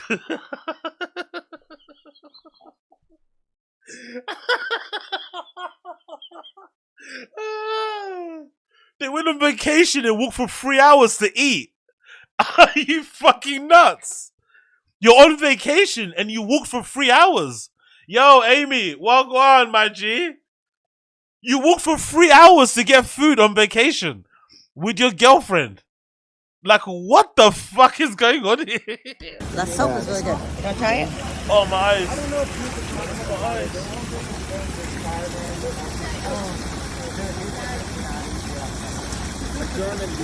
I love the his and hers videos. It wasn't enough to get her to go in the fountain and drink from her hand. Babe, film me doing the exact same thing.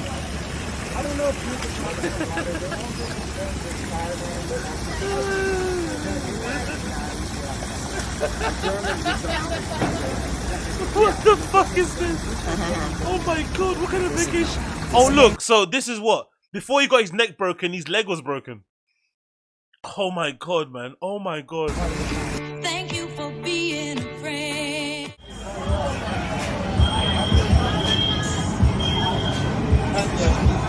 Stopped in to get some drinks, and the fire alarm was called. And there's a ton of people coming out right now, so we left our drinks inside the bar. Damn it. Damn it.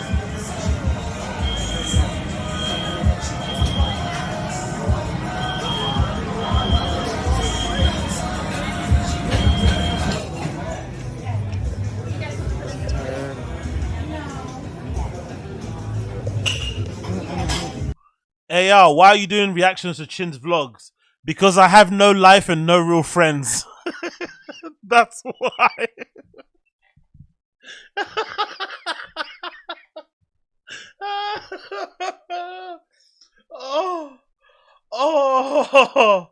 Oh, that's basically why, AR. That's why. As you can see, the entire restaurant's almost empty, almost the entire restaurant, because the fire alarm, everyone took off, and some people waited. Like us. Like us. And then we came back inside. The couple next to us came back inside, but for the most part, everyone just left. So we think that they all left their Dined checks. and dashed. Yeah, basically a dine and dash. Pretty sad. We think that. Yeah. Sucks. Narcs, fucking snitches. People dined and dashed and went to another bar. That's what you do when you're on vacation. You're on vacation. If the fire alarm goes off, it doesn't matter. You just go to the next bar with your flipping partner. You hold hands, you walk to the next bar, you make some jokes, you fool around, and you see what else is in the town. You don't just run back in there. We must finish our drinks. We're goody two-shoes. We have to pay our bill. Spice it up a little bit, man. Dine and dash. You're not even from there. You're not going to go back there anytime soon. Explore the city. No, we're going to stay here, actually. It got really nice niggeronis. Oh my god. It's crazy. She's so crazy. It's crazy. It's like that meme of that girl putting a cup. Is it a chip thing on her head? Oh, she's so wacky. Whoa, wacky.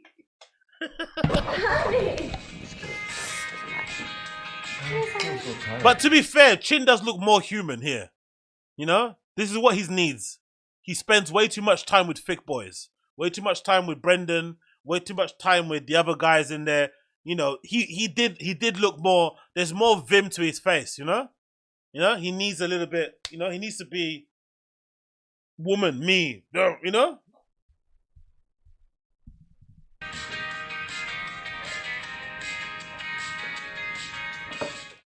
Yeah, it's so insane. This is like, I don't know how, people afford to live there. I couldn't afford it. Yeah. Especially, I was a single mom. Oh. We've arrived at Pep and Dolores. It's the downstairs area. And another bar, another restaurant. Yay!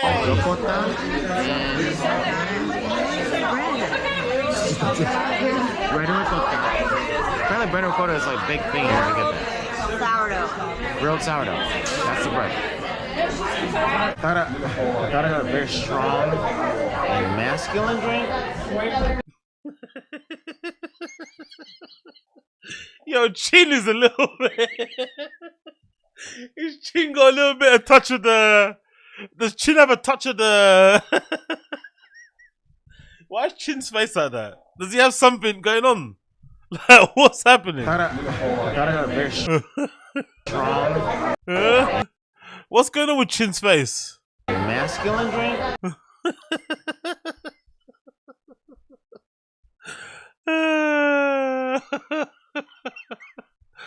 Oh god. This is what happened. That's Jobo's drink. Jobo with the olives, eh? Crostini de finoci e prosciutto. What? Oh, here. Oh, there's a prosciutto.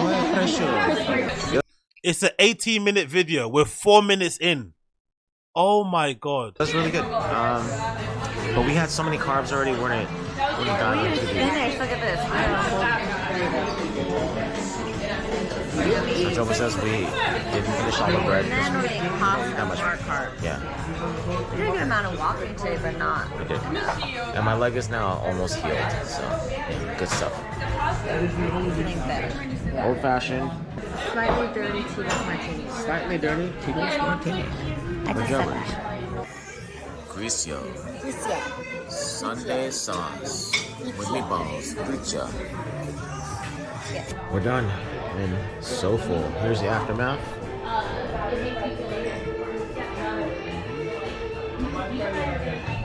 Taking the rest to go, and we're done for the night. Good night. See you guys tomorrow. Of course they're taking it to go. Of course. They're going to take it in a fucking doggy bag. Just leave it there. Look, there's hardly anything on the fucking plate. You're going to eat that in the morning. You're gonna crack open your fucking Tupperware in your fucking Airbnb and eat that. Just go and get a breakfast. Leave it there. You're on vacation. If you're at home, fair enough. But what are you taking? Scraps. Taking the rest to go, and we're done for the night. Good night. See you guys tomorrow at the show. Good morning, the day of the show. Cam and Lucy have arrived. There's Jim. We're gonna get some breakfast and head over for that 2-hour drive to Portsmouth. We'll see you then. You do a lot of work on your phone anyway. We finished up breakfast, walked around the Kroger Marketplace area, had some sips, and now we are on our way to Portsmouth, Ohio for the show. They're gonna drop me off at the hotel, so I'm gonna rehearse with the guys, and they're gonna probably eat and drink again without me. And we shall see. They're gonna drop me off at our hotel, and I'm gonna meet the guys that I'm performing with tonight. Get out with you. We're not going to We just got here to Portsmouth. Our hotel is Holiday Inn. That's apparently only. It's fucking vlog. You should just fast forwarded it all. Like all this stuff is just. Oh my god, man. Vlogging isn't easy, I know, but oh my, I don't know. The only kind of hotel you can get around here. Jobo booked it. There's Jobo. Jobo! There's our little hotel room. We got a microwave at least. We got some frozen foods. Here's our beautiful AC conditioner. Is he gonna show us a tour of every room he goes into? Every fucking room. Airbnb, Holiday Inn, motel. Are we gonna get a tour of every room? Jobo's lying on the bed, needing some loving, and you're here fucking panning the camera across. Go hug your lady, man. Lie down. Like, what are you doing? AC unit. And there's our big bed. King size, right? Yeah. All right. Jobo Now I'm gonna meet thinking, up if only someone would touch me right now. If only someone would touch me. with Austin, Trevor, Taylor, and Is that racist? the rest to go rehearse a little bit, and then straight off to the theater / center / stage to do the sound check. There's Trevi. Where's everyone else? Other room next room. Oh, okay. So we're practicing here though. Rehearsing here. Sweet. Do you guys? You guys are not Asianish? That's the international. Practicing here? This is the international sign of an awkward guy in front of a camera, isn't it? There's Trevi. Where's everyone else? No. Center / It's my good friend Trevi. Trevi, so crazy. There's Trevi. Trevi, look, there's Trevi. International awkward guy sign. You know? Hey, it's me, Trevi. Remember me? I'm the guy from the brewery around the corner. Where's everyone else? Other room next room. Oh, okay. So we're practicing here though. Rehearsing here. Sweet. Do you guys? You guys are not Asianish? She's chilling in the room right now. Gonna relax and then. You guys have a different hotel? Yeah. Okay, because I reserved this bed for you. Bruh. He left Jobo in a room to go and hang out with his fucking fellas. To go what? To go over the fucking set list. Give Jobo some loving, man. She's on the room by herself on the shitty hotel Wi-Fi, just like there, looking at the ceiling. Oh, Chin's amazing. Risotto just dumped her in the room and went to go hang out with his friends. Brilliant. We had to sleep together last night just because I didn't want to get it dirty. You want to ruin it for you? Oh, thanks, We guys. had to take our clothes off because it was just, Yeah. mandatory. What up, dog? What's going on, How you brother? doing, How are bud? you, man? Good to see you, man. What up, dude? How are you? Nice Cameron, to nice to meet meet you. you. Cameron. What up, Browse? The boys, rock and roll, Cameron. Rock and roll, Cameron. What up, dude? What up, dude? What up, dude? Yo, dude, what up? I'm Cameron. Yeah, cool, cool. Is your name Chin? Chinese? Oh, sorry, Korean. Okay, cool. I'm Cameron. I kind of like. Yeah. I know Korean. Yeah, I know BTS. Yeah, cool, cool. How are you? Nice Cameron, to meet you. nice to meet you. Cameron. What up, Browse? What the fuck is up, boy? You ready? Let's go! Yeah. Look at that fucking haircut. Fucking hell. Too much energy, sorry. I just woke up from it, obviously. How was it? Yeah, it was good. Okay, I need a nap too before the show. Bruv, you need a nap. Jobo needs some loving. Jobo also would like a nap. Lie next to Jobo. Why are you hanging out with these fucking dorks now? The show's not for 17 hours. Yeah. I have to. Buy fucking truck cards, you're gonna quit because of pretty fucking bullshit. We're filming Neighbours. We're filming Neighbours in the hallway and Jobo's in bed alone. What is wrong with Chin? This is why Chin is single. This is why she ran away. Chin, go to Jobo. You guys ready to get freaking spicy?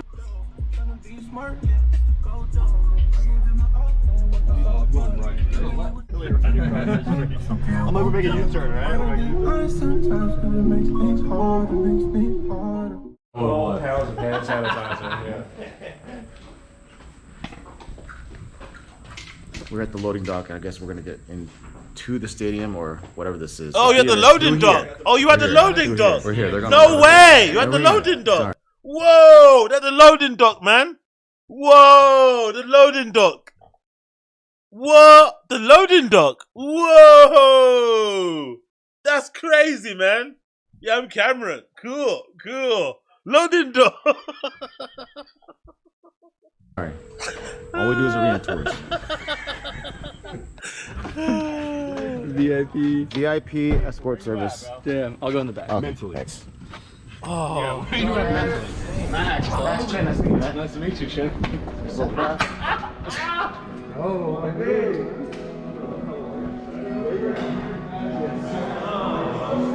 Wow.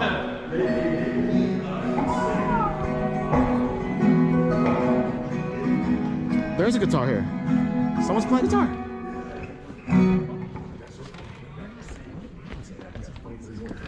Martin, what's good, bro? How are you? What's going on? What's up, Chan? What's up? Why do you turn around like that for? Nice to meet you, dude. Oh, Martin Sayer. Yeah, man. Martin. Yo, this is Martin. Yo, Cameron. Yeah, cool. Yo, Martin. It's Martin Sayer, everyone. Martin Sayer. Yeah. The loading dock guy. Good, how are you? Good flight? Oh, yeah. Yeah. It's a good flight. Yeah. I didn't know it was going to be that long, but Trevor. it's a long Nice flight. to meet you. Get the Yeah. Nice to meet you. Woo, how you like the sound? Love the sound. It's good? Love the sound. Good. Awesome. Yeah, I live in LA now, but I graduated from here. Oh, he's from the UK. Shit. Okay, I take it back. I take it back. He's from here. Fuck. I take it back, man. I take it back. He's from here. I graduated. I played soccer here originally. No way. I'm obviously not from Ohio. I'm from England Yeah. originally. Oh, I think you're from Yeah, I think he's from. I think he might be Liverpool. I think he might be from Liverpool. Yeah, It's no, just I'm an accent. from Liverpool. Hey, I got it! Got in! Oh, come on! Come on! Moved over here, played soccer. Moved to LA. I live in Playa del Rey, actually. Oh, that's the American dream, innit? Not good enough to play football here. Moves to the States. Not good enough to play football over there. And now he's playing a guitar at the fucking loading bay. Supporting Chin and Little Brows. That is the fucking American dream. Holy shit. LA is fucking brutal, isn't it? Like, you go there to play football and it doesn't work out, and now you're here playing guitar, supporting Chin, like the opening act. Like, god damn it, man. I'd rather work in Walmart. Honestly, give me a full-time job in Walmart. Let me fucking be. I'll be packing at the end. I'll be one of those packing guys that's super fast. On a tour. I'd rather be doing this than doing this shit. Like, what? You live right next to me then? I heard you on the podcast and you were like, oh, I just live off Pershing. I live off Pershing. No way. I was like, maybe I'll see Chin riding his bike. What's your apartment complex? You go Pershing? Yeah. Oh no, it's Manitoba. Okay, but yeah, riveting content. Riveting content for all your fans around the world. Let's talk about Patoba complexes in LA. Patoba, Kachingi, what complex are you? What number? Riveting content at the loading bay. Halfway through our sound check. And Jobo is still in the hotel room. Jobo is alone in the hotel room. He took his girlfriend to a gig and he's left her alone for like 4+ hours. And he's talking about apartment complexes in LA. And he's meant to be at the sound check. Jobo is alone. Jobo is alone. No wonder he's single now. No wonder. Holy shit. But either way, it's Yeah, really one of them ones, close yeah, by, I'm sure, yeah. Cool, man. That's Excited awesome. for tonight? Hell yeah. Yeah, bro. I'm nervous as hell, but... No, you'll be good. You'll be good. Okay. I mean, what kind of crowds even show up to this kind of stuff, you know? She said they sold over 300 tickets. Wow. Yep. Dressing room's on the left, and then green room's right here. You already got a couple people here who want to see you. Okay, bet. Come on, I'll let you go on, boy. Hi. What? Have they got groupies? Guys. Oh, what's up?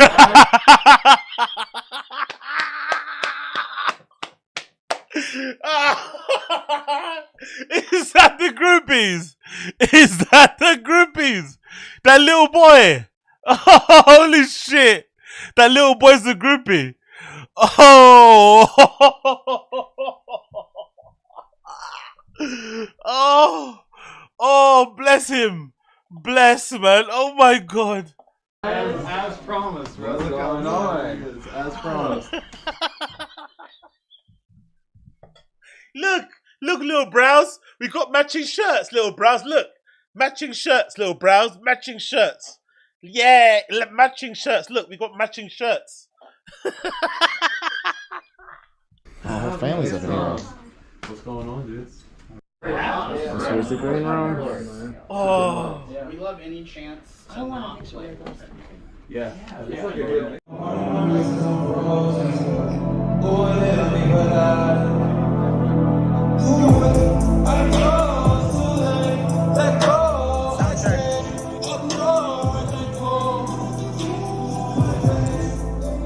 What the fuck? Who's that singing?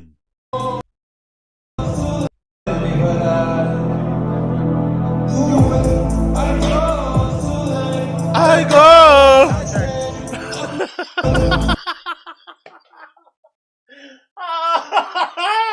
What the fuck? I go LA. No. What was I? Say that again. Let's do that again. I go. I stay to LA. What? What?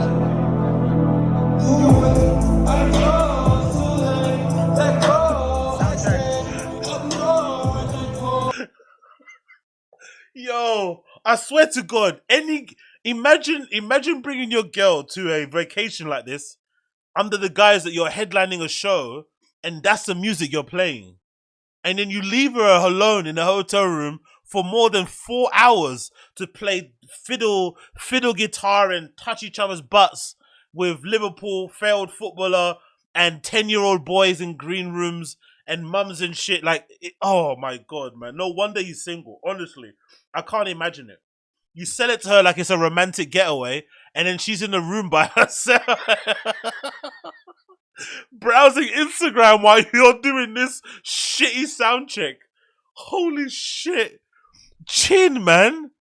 God almighty. Couldn't you just brought her with? I don't know. Anyway.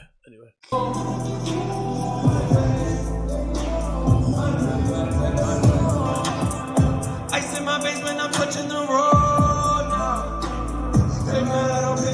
Exactly. We have some ladies in the chat here. Would any girl be happy about this vacation? The location they went to, I don't know where are they? I don't know where they are. Where did they go? I forgot where they went to. I didn't mention it.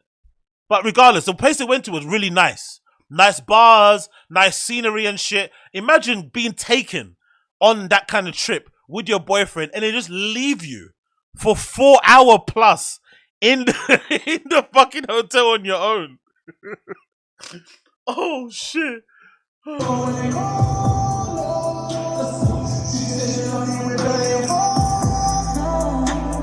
Okay, catch me on the pit. I go. Here's everybody. What's up, gang? There's a little brown. Oh, little Browse is fucking. Right now. Here's everybody. What's up, gang? You know, little Browse reminds me of. Do you know that kid in school?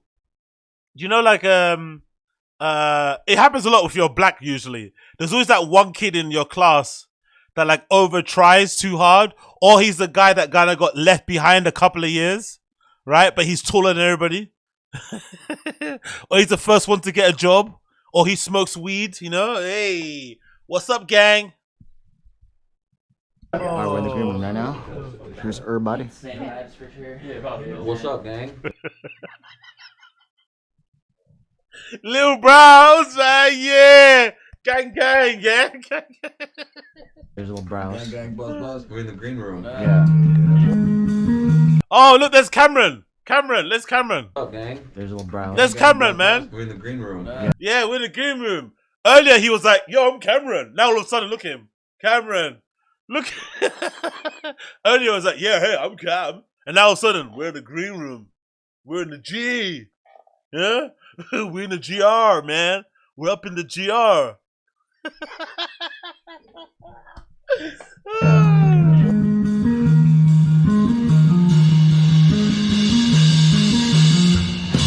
Why they're so far apart? What's going on? Is this like COVID regulation concert? Is this like a pandemic concert? Why are they so far apart? What's going on? So much space between them.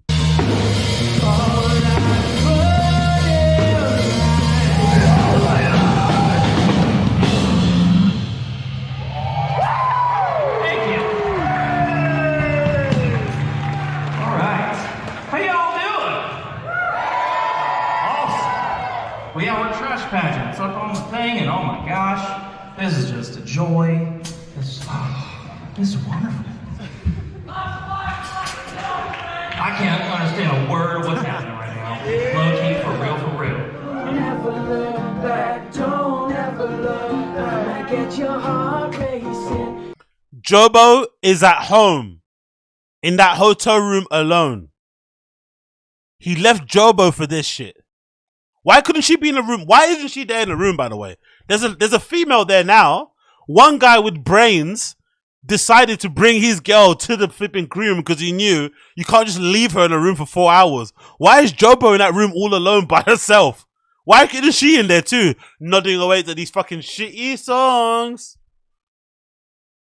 In my skin tight jeans, be your teenage dream tonight. Chin missing the beat.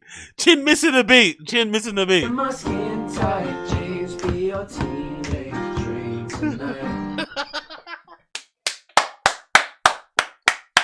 Chin can't catch the beat. Come on, Chin, go. Jeans, be your teenage dream tonight. Hey. Let me get your heart racing with my skin tight jeans. I just go.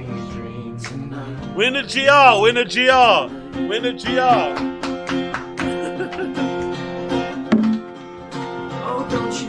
This is the guy that you all meet. Everyone's met this guy at the bar or usually at a hostel. There's always that one guy at the hostel fucking bar, at the hostel lounge area, at the hostel communal area who comes down with their guitar and they usually got loads of shitty rings on and some big boots and baggy jeans. They maybe got their hair in dreadlocks or some shit. And they get there and they start fucking doing some song or something. Or sometimes they got covers. They know fucking covers. They can play like pop songs and a little guitar. And then you have to fucking sit there you know, while you're fucking trying to browse and find your map and where you're gonna eat and go somewhere, and this guy's there trying to like chat up all the Swedish 21-year-olds out in the hostel with his crappy guitar. That's the person. Or the person you see coming on the plane and like, you know, trying to put their fucking guitar into the fucking carry-on thing. Like, you know, yeah, it's my, you know, music is my life. Oh, fucking hell. Look back, just keep your eyes on me. I said you're holding back. You said shut up and dance with me. This woman is my destiny.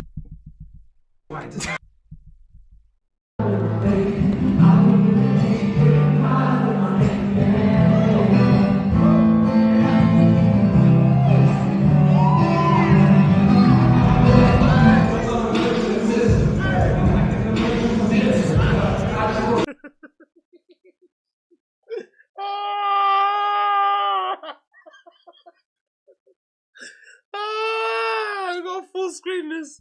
You gotta full screen this. Holy shit. What the fuck is Little Brows doing, man? Little Brows.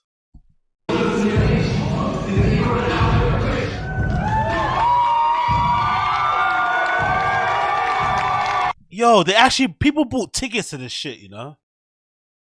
Art really is subjective, innit?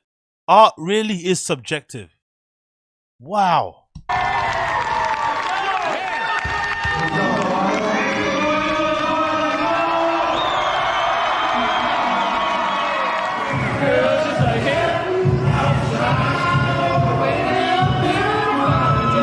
Oh my god! Oh my god! Did you hear that? Was that script? What? What?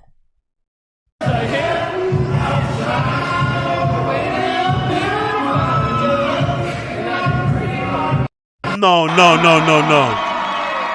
She doesn't sound like his Instagram when he's performing live, does he? You know, those home acoustics, because we can all sound good here, right? In our home acoustics, right? Wherever I go, wherever I be. See, I sound pretty good at home, but when you're on stage, it's different. Listen.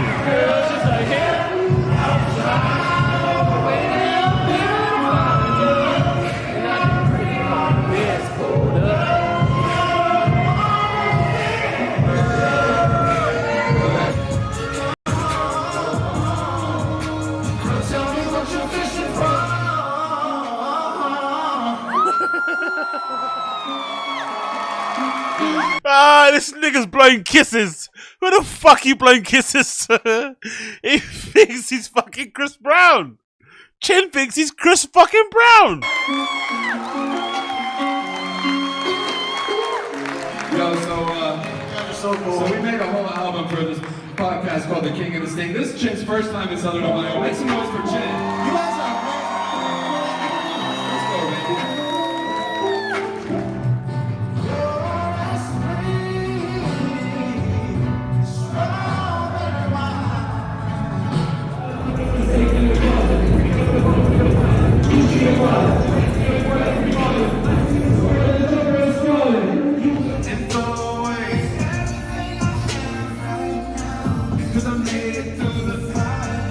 Now I got to listen to this properly. I have to hear this properly. I have to listen to Flames. Sorry, I can't. Enough of this fucking shitty vlog. Let's listen to Flames. I got to hear Flames. I have to hear Flames. Where is it? Let's go here. Little Brows. Was it Flames? Little Brows Flames. What the fuck is that? What is Flames? Oh, here we go. Let's hear this.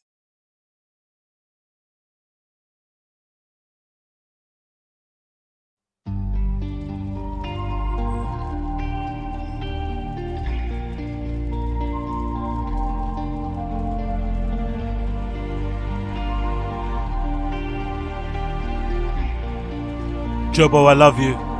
Come back to me, baby.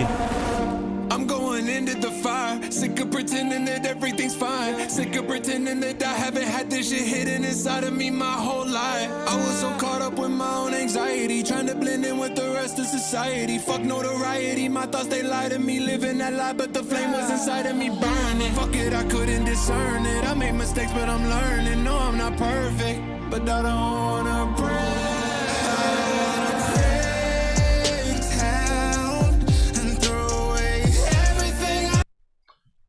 We're done. We're fucking done. Fuck this shit. We're done. We're done. We're done. We're done. We're done. We're done. We're done. We're done. We're done. We're done. We're fucking done. We're fucking done. Justice for fucking Jobo. Where the fuck, anyway, let's just, one last thing. Where is Jobo at the end of this? Did Jobo have to suffer on her own? Where the fuck is Jobo? This whole entire vlog. Where did Jobo go? So I'm gonna fast forward this. Where the fuck is Jobo? And then I'm ending the stream. Where did Jobo go? Where is she? Where's Jobo? They're still performing. Did Jobo even come? Or did she just not come at all? It's a Californian thing, but like. Oh, there she is! Yay! Jobo arrived! Look how happy she is to be around people. Look how happy she is. She sounds so bubbly. She's been alone for like 6 hours. Look how bubbly she sounds. All right, cheers, cheers, cheers, cheers, cheers, cheers, cheers, cheers, cheers, cheers. Maybe it's a Californian thing, but like we. No, but we do too. I know. Cheers, man. How do you say cheers in your language? Kumbe. Cheers in your language. White people shit. How do you say cheers in your language? Is that what he asked him? He should have said, I'm American. Oh, but we do too. I know. Cheers, man. How do you say cheers in your language? How do you say cheers in your language? Look at his face. We're American. What do you mean our language? Oh. Kumbe. We started a lot earlier. Okay. All right, cheers, cheers, cheers. Look how happy Jobo is to be outside. Look at Jobo. Nice to meet We've been golfing and drinking on the golf course all day. Yeah. Yes, sir. Austin, what'd you think about this show, man? Dude, the energy was amazing, and the crowd was hype. Yeah. We couldn't ask for anything better. You agree? He's only allowed to have this haircut if he's actually under 25. If I find that little brows is like 29 or something and he's looking like this, then he's an absolute spanner. But if he's under 25, then I understand it, you know? Do your thing, rock out. But if he's over the age of 27 years old, this is really, really suspect that he dresses like this, to be fair. Like, you know, kind of LARPing or cosplaying like he's 21. That's a bit weird. Crowd was hype. Yeah. We couldn't ask for anything better. You agree? The sweetest, nicest. I did not expect this at all, man. The crowd was amazing. It was a fun night. Yeah. Dude, turnout was great, Yeah. and Ohio showed love, and we had a good time. I had an amazing time. You guys, what did you guys think? It was good? It was phenomenal. Okay. It's phenomenal. The voice, phenomenal. I saw some. Did I see you in the crowd at one point? Oh, we were in the crowd most of the night. Okay. Yeah, Cameron. Yeah. You know? Martin killed it as well. Yeah, This is a Martin. sick ass night, man. Yeah. Yo, appreciate it. Thank you, Austin Chin, for letting me open with you. I'm fans of you guys, so it's dope to be here. That's super awesome. Thank you so much, man. Dude. Yeah. It was amazing. Alrighty. Yeah. You got it. Okay. Taylor. That's it. We're calling night. That's We're it. done. That's Yeah, a wrap, baby. That's it. Hey. Next time. Bar, boys. Phoenix, Arizona. Great place. Never met him. Back in the hotel now. Jobo's got a little vest on, panties, and Chin is out here whispering into the camera. This is why Chin's fucking single. It's late at night. Jobo's got a couple of cocktails in her. She's got a little 90 outfit on. But here's Chin talking into a camera.